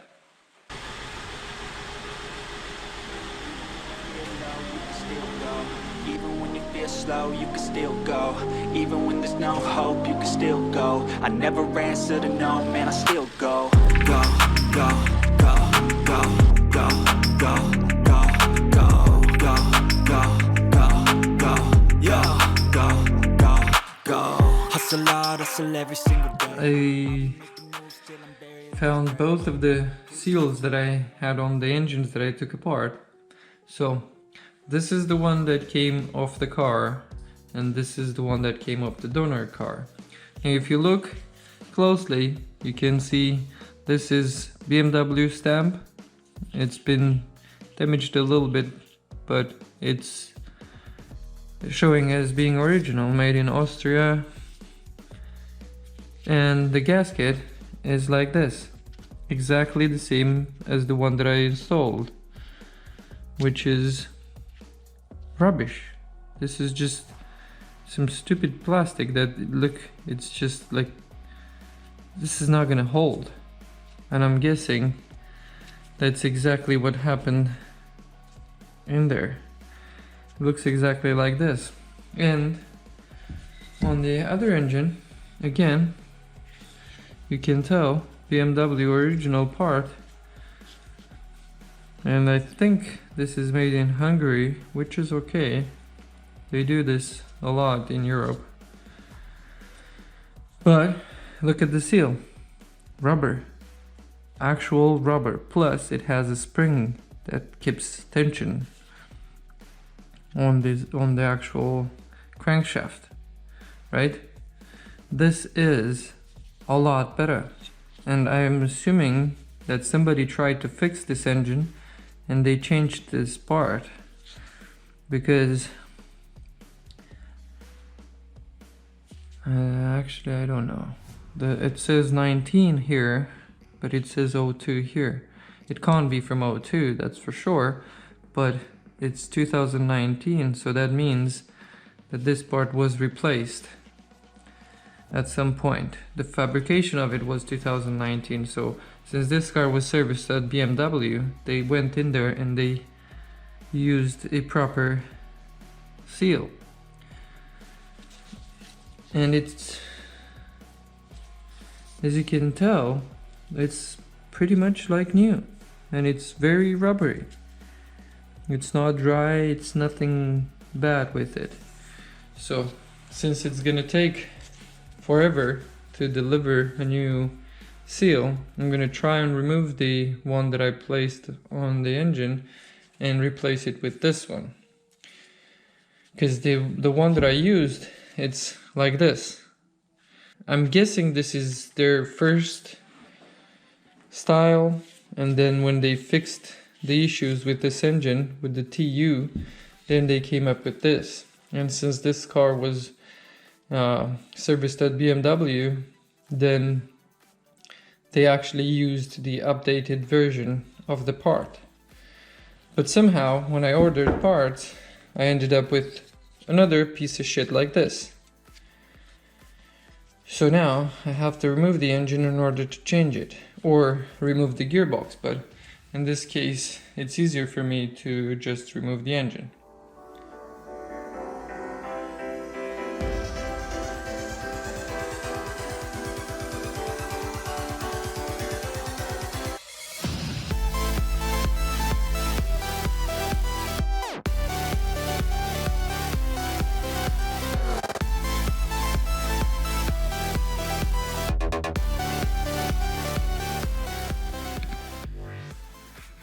Okay, we got it out.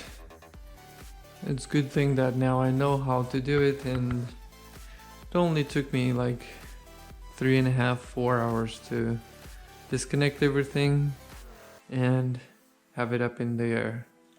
Now, I don't know, there's not much you can see, but this is full of oil.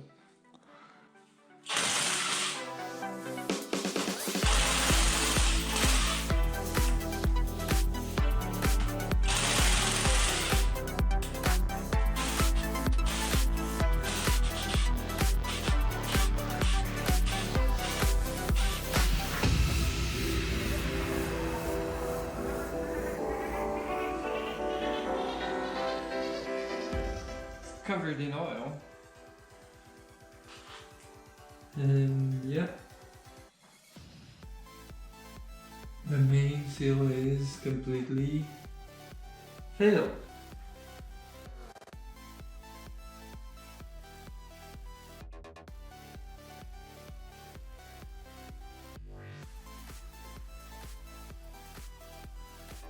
Yeah, that's no good.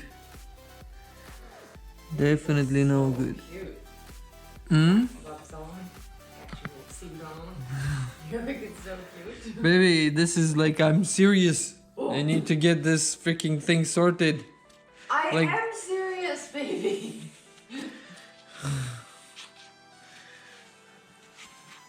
It's like splashed oil everywhere. But now I can clearly see The problem. the problem. So I when you can put it see. in, did it like how could it break? You know, like how could that seal? Pressure. Oil But pressure. Once it was sealed up together and the oil pressure started pushing, it couldn't Yeah. handle the pressure. It folded.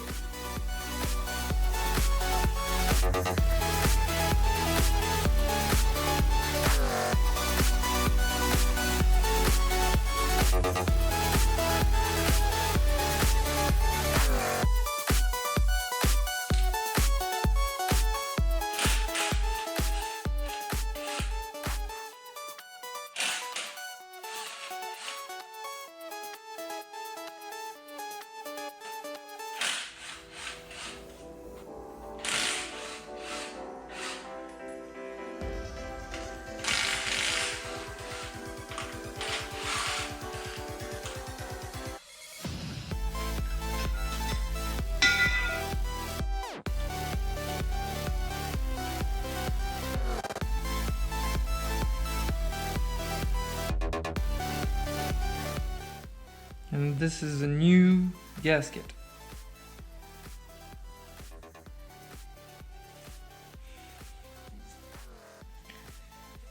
Chill. Piece of shit.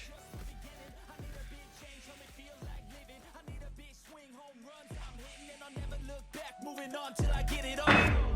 And we all got dreams, we all want things. But what you gonna do for it? How you gonna move for it? What you gonna be? And do you believe you can do anything? But what you gonna do for it? How you gonna move for it? What you gonna be?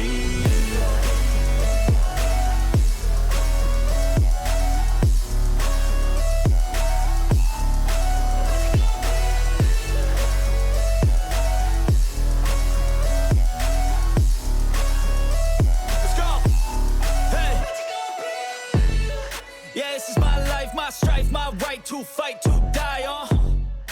this is my game to play, to claim a brand new name. Oh, and I ain't gonna lie to you, I'm a bit nervous that I might screw everything up that I've ever done. But what's the point of living if you ain't having fun?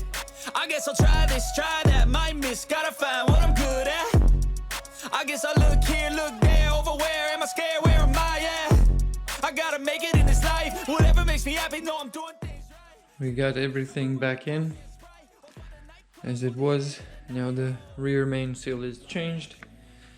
Let's see if there is any more oil leaks. This process was a little bit frightening, to have to take the engine out again and change that rear main seal, but because I already done it, it was fresh on my mind because I barely got to install it, so it wasn't that difficult to remove. It took me probably like 3 hours to remove, and I would say about 3 hours to put back in. It's not that bad, but keep in mind there are a lot of plastic parts still disassembled, so if you know what you're doing, probably you can have this engine out in like from start in like 4 hours and back in about 4 hours, complete with every single trim bit, which is quite fast compared to other cars where you have to remove the front end and stuff like that. In this case, I didn't even have to remove the radiator. It's enough space, and you can pull the whole thing with the catalytic converters still attached. I like it. I really like it. I hope that everything works fine now. Just to give us a clean look once everything runs. Let's see if everything goes well.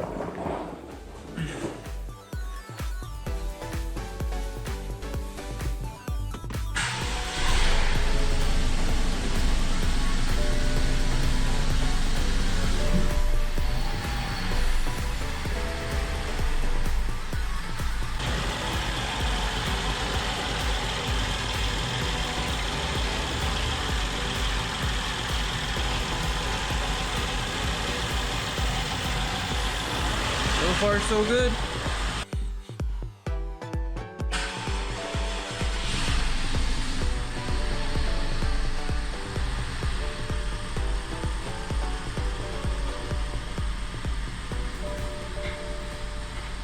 One problem got sorted, the oil leak is gone, but we still have to deal with the misfiring.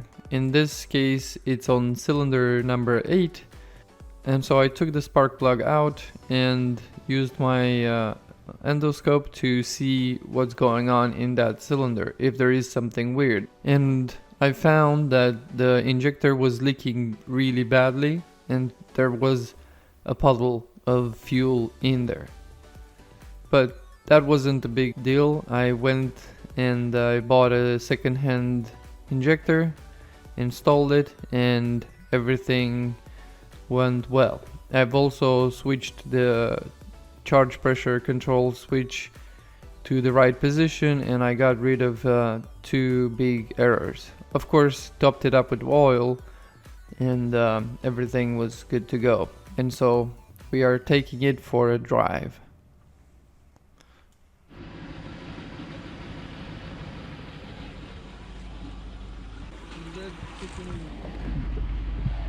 Fluid tank, whatever that is, it's making some noise. I can't tell if I'm filming well. Baby, What? around here, not outside, because nobody cares about the outside. Oh man. Yeah. Whatever, the road looks beautiful. What about the car, baby? Baby, the car's amazing. We're on the road in the beautiful car. Look at the beautiful horse. Okay, don't look at it too long. Which way do you want to go? This one. Okay. Phew, beautiful horse. It feels really good. There should be heat cutting. Okay. If it's bleeding, Very nice. there should be heat cutting.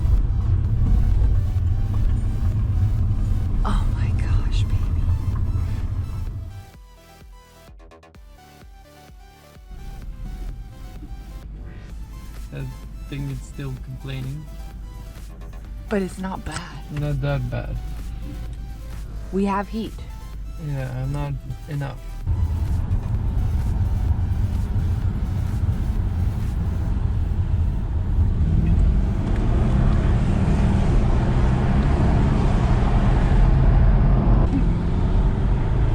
That's what I think. Fuck, it goes so fast. It's so easy. It scares me. It's not even, it doesn't even care, baby. It doesn't care about what's ahead, we do. What do you think about it? Oh my goodness, baby. Right? Glad I didn't bring my coffee. Is this what you were meaning? Why would you bring your coffee? It's a V8. What are you doing? Baby, we got 30 miles range. Wow, this is so beautiful. Look how nice this road is, though. Yeah. There's nobody on it. Yeah. Woo! Look at that. Wow. Ah, that's beautiful. They had license plates for their mailbox. Yeah. Old car license plates. What do you think, babe? Baby, I think it's incredible. I'm so freaking proud of you. Is it a runner? It's a runner. It wants to run. And this makes it all worth it. But we are not done with this car. There are some other problems that need to be fixed, like the central locking doesn't work, the sunroof doesn't work, the trunk lid opens too fast, and we have to paint the rear bumper. But we will leave that for another video. I want to thank you for watching and following along, and please subscribe if you haven't already, because this is just the beginning. I will buy more cars, and I'm planning on moving to bigger and better and also bigger challenges, because right now I feel like there is so much more I can learn, and I should go ahead and do more about this. Thank you for watching, and I'll see you in the next video. So you like it? Yeah, baby. I like the car. Yes. Look at, there's that little bug. He's holding on for dear life. Do you think this could be our car for a little? Yeah. Yeah. That's fine.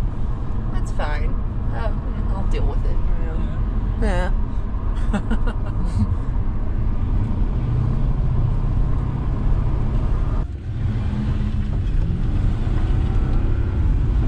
It's losing traction constantly. Really? Yeah, I mean it was flashing constantly, and then it started to pick up some traction. Because it's rear wheel drive only. As you can see, there are two errors on the dash: adaptive headlight malfunction and headlamp vertical aim control malfunction. So that means the vertical aim control module is faulty. In order to get to that control module, you have to remove the front wheel, and there is a little trapdoor to give you access to the back of the headlight.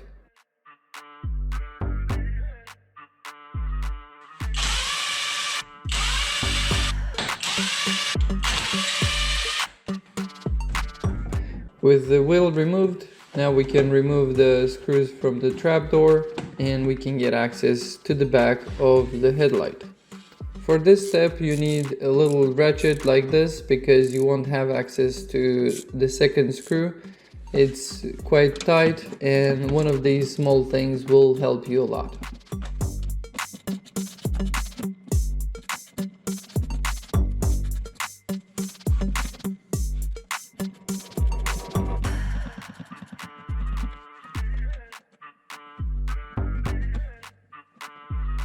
When removing the module, it's a little bit of a squeeze. If you tilt it just right, it comes right out. Some people like to just Dremel a little bit more into the middle bit and get the module out straight, but I don't think it's necessary. You just have to find the right angle and it will come right out.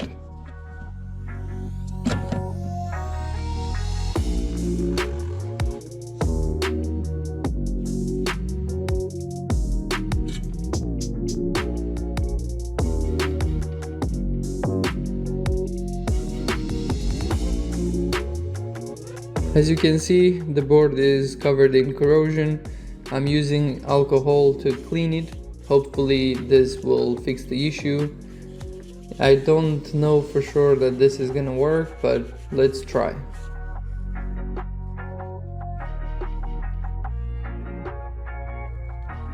In order to clean the back side of it, it has to be disconnected from the plastic housing.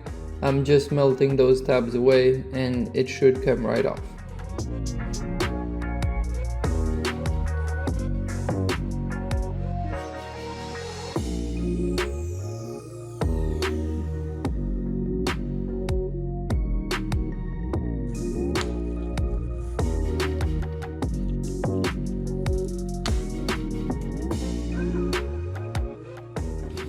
On this side, it's actually a lot worse. Now I have almost zero hopes that this is gonna work, but we'll try anyway, who knows. I'm using rubbing alcohol and a soft brush. Hopefully I won't damage the board any more than it is.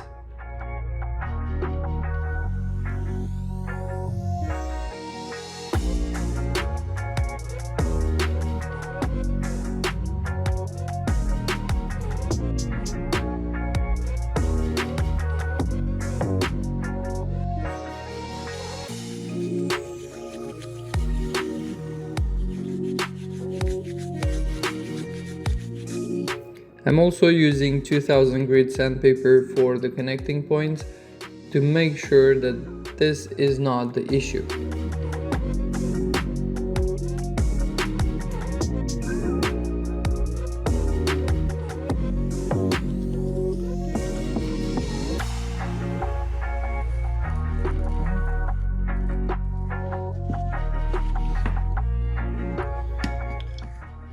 Once everything is clean and dry, it's time to connect it back into its housing. I'm melting some plastic on top of those tabs to hold it in place.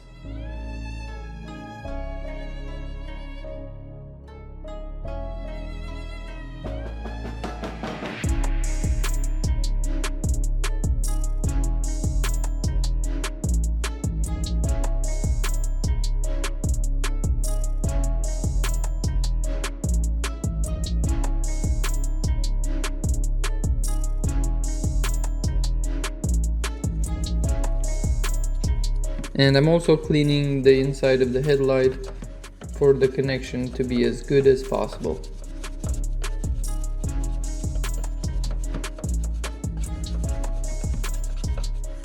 When installing back, make sure that the orientation is correct. This way you don't break the board when you try to push it in.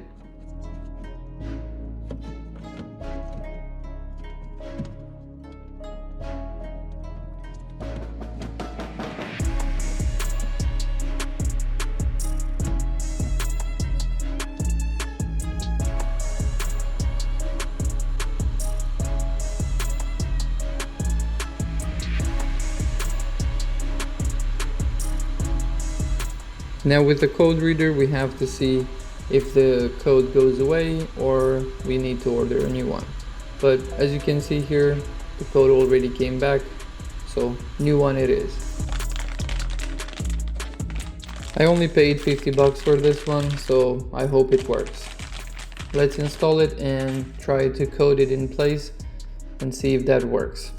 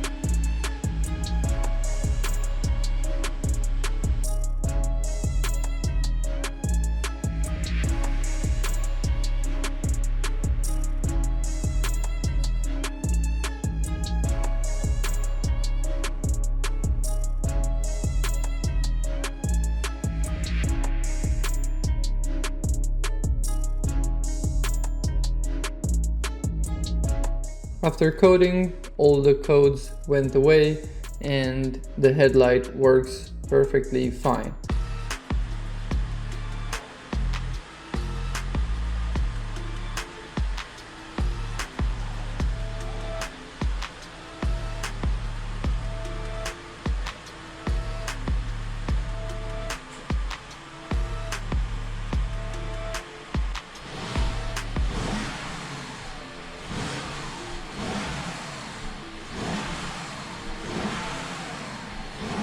The engine runs really good now and I'm happy about that. There are still some things that need to be sorted. I still get codes for the O2 sensors. We're gonna replace that in this video. We also have to fix the central locking, the sunroof, and the rear bumper needs to be painted. But I also went ahead and purchased a second project that I'm gonna show you guys later a little bit about, and I hope you're gonna like the next one. So let's go ahead and start fixing what's wrong and finish this project. The central locking wasn't working because of the battery on the key fob, and it also had a broken fuse. I've replaced it and everything works fine.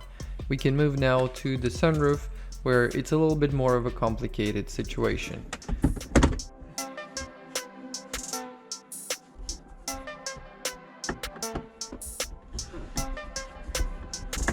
We're gonna remove the electric motor that moves the sunroof and take that apart to see if it can be fixed.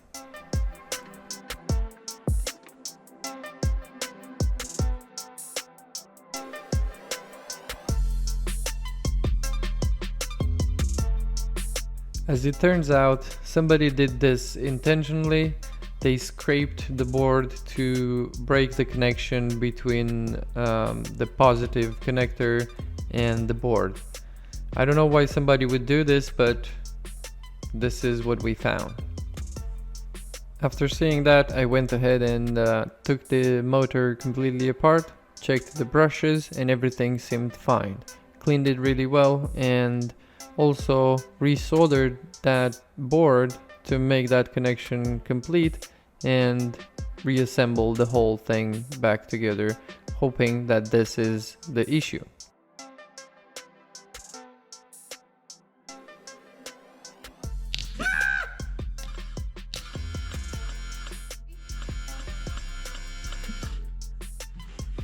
Let's test it.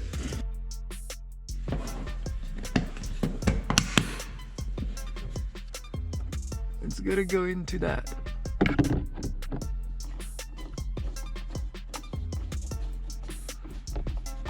Boop, boop. There we go. Okay, so holding for 30 seconds. I'm still holding, 8. Yep. and now it does the thing. 3, 2, 3.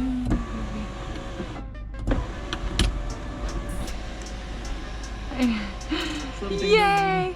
here doesn't look like it's completely happy. It's been a while since somebody mangled it, poor thing. Bam. That's what we like to see. And now it should work in one click.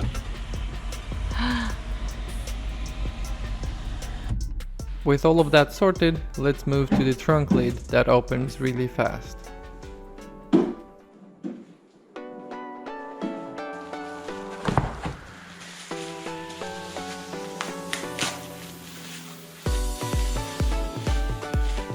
New shocks and springs are needed, and in order to install them, the trunk liner needs to be removed.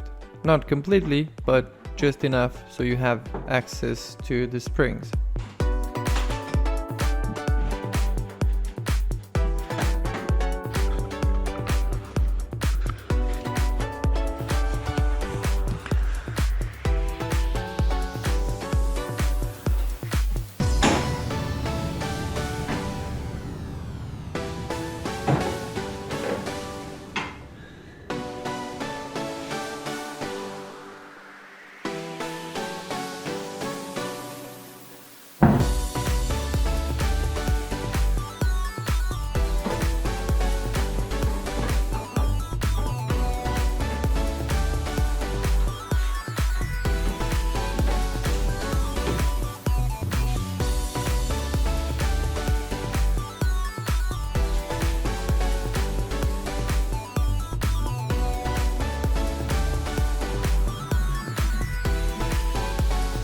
And with both shocks replaced, that's a job done. Now we need to move to the rear bumper that needs to be removed and repainted. In this case I did not use any screws, so it was just held in place, easy to remove.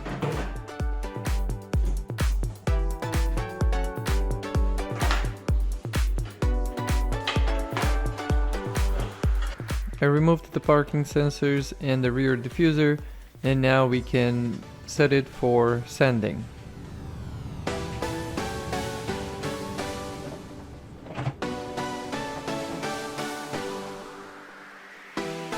I'm using 400 grit sanding discs. I'm doing this by hand in the first place, and then I used a drill to speed up the process. Then I cleaned everything with rubbing alcohol.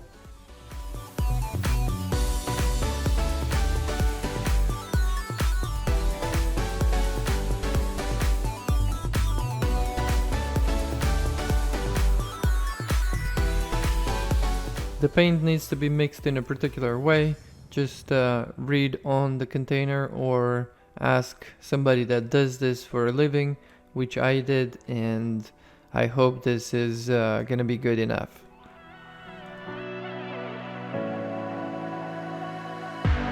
One touch from you, and I was hooked. And like an addict, I can't get enough. Can't be away, take me away. You're on the hunt, I'll be your prey. I'll be your prey. I'm a prisoner, I won't break free. Gotta get a handle on me. I'm really happy with the end result. It does look like it's been done professionally, which definitely wasn't, but it's good enough. Let's go ahead and install this bumper.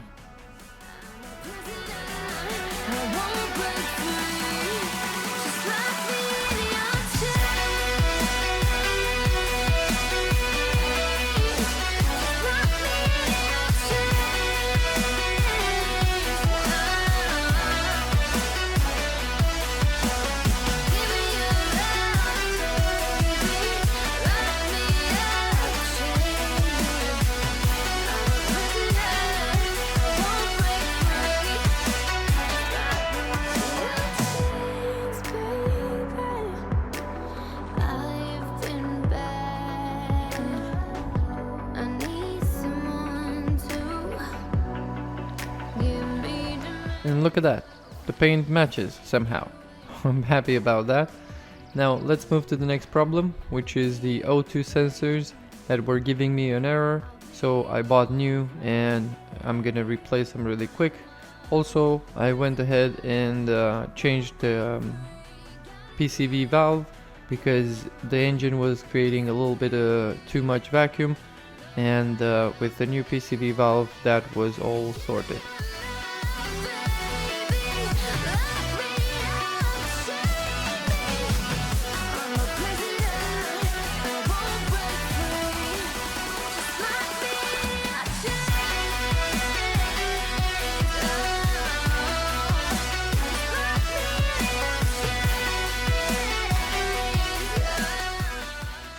If you were wondering how to remove the front grille of this car, you just have to grab and pull.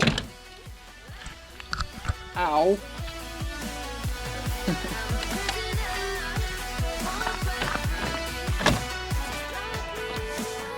Easy.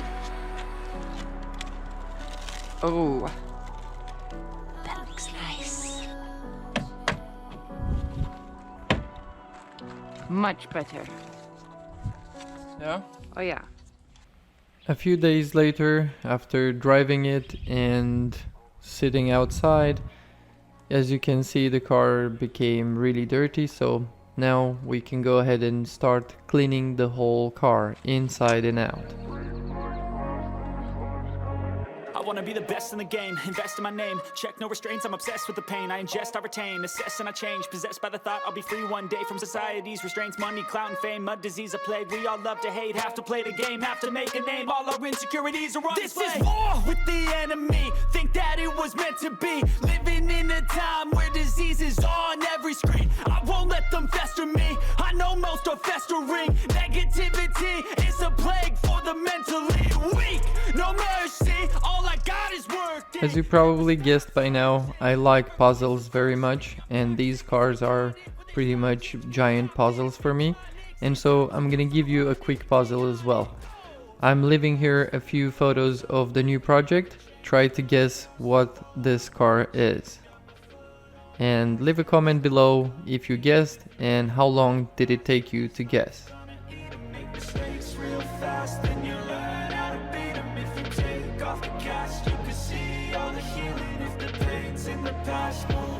And here we are at the end of the project with a very beautiful car. I think this car is worth all the effort I put in it. Don't you agree? If I ever play, I want it. You know that I'm always honest. Stay away from those who are toxic. Keep them out your face, no way, you don't want it. Yeah. Don't try to drain my energy. The enemy is everything. It's mentally, unhealthily, spreading like a rare disease. But I won't let it get to me. I don't need your therapy. I can leave a legacy of leading by intensity. Come on, we can fight this. Freedom is priceless. Spread just like a virus. Living in a crisis. Do you feel courageous? Do you seek greatness? Trust me, you can take it. Go on and take your aim. I was built to last with the webs I'm weaving. I could change the past with all I'm achieving. Got my foot on gas, never stop competing. If you break like glass, then this life's gonna eat 'em. Make mistakes real fast, then you learn how to beat 'em. If you take off the gas, you can see all the healing. If the pain's in the past, move on from the grieving. Put your foot on the gas, no, never stop competing. Yeah.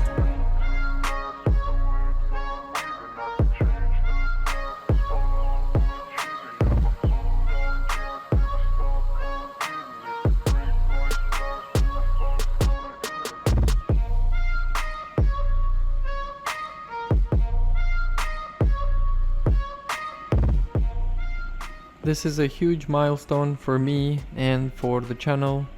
We tackled a huge challenge here and we accomplished a lot by going in and trying everything I could.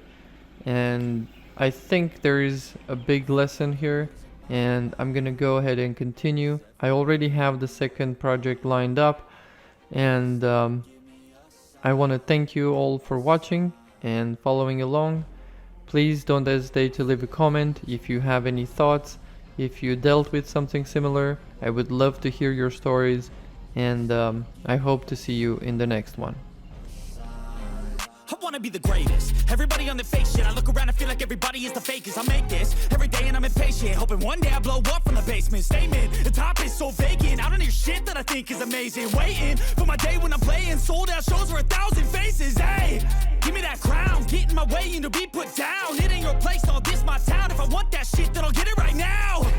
I'm losing it, the noose it fits. I'm losing shit, a stupid myth. You choose to live or choose to dip. You choose to fight or lose your grip and lose a gift. I feel like I'm losing my mind. 'Cause everybody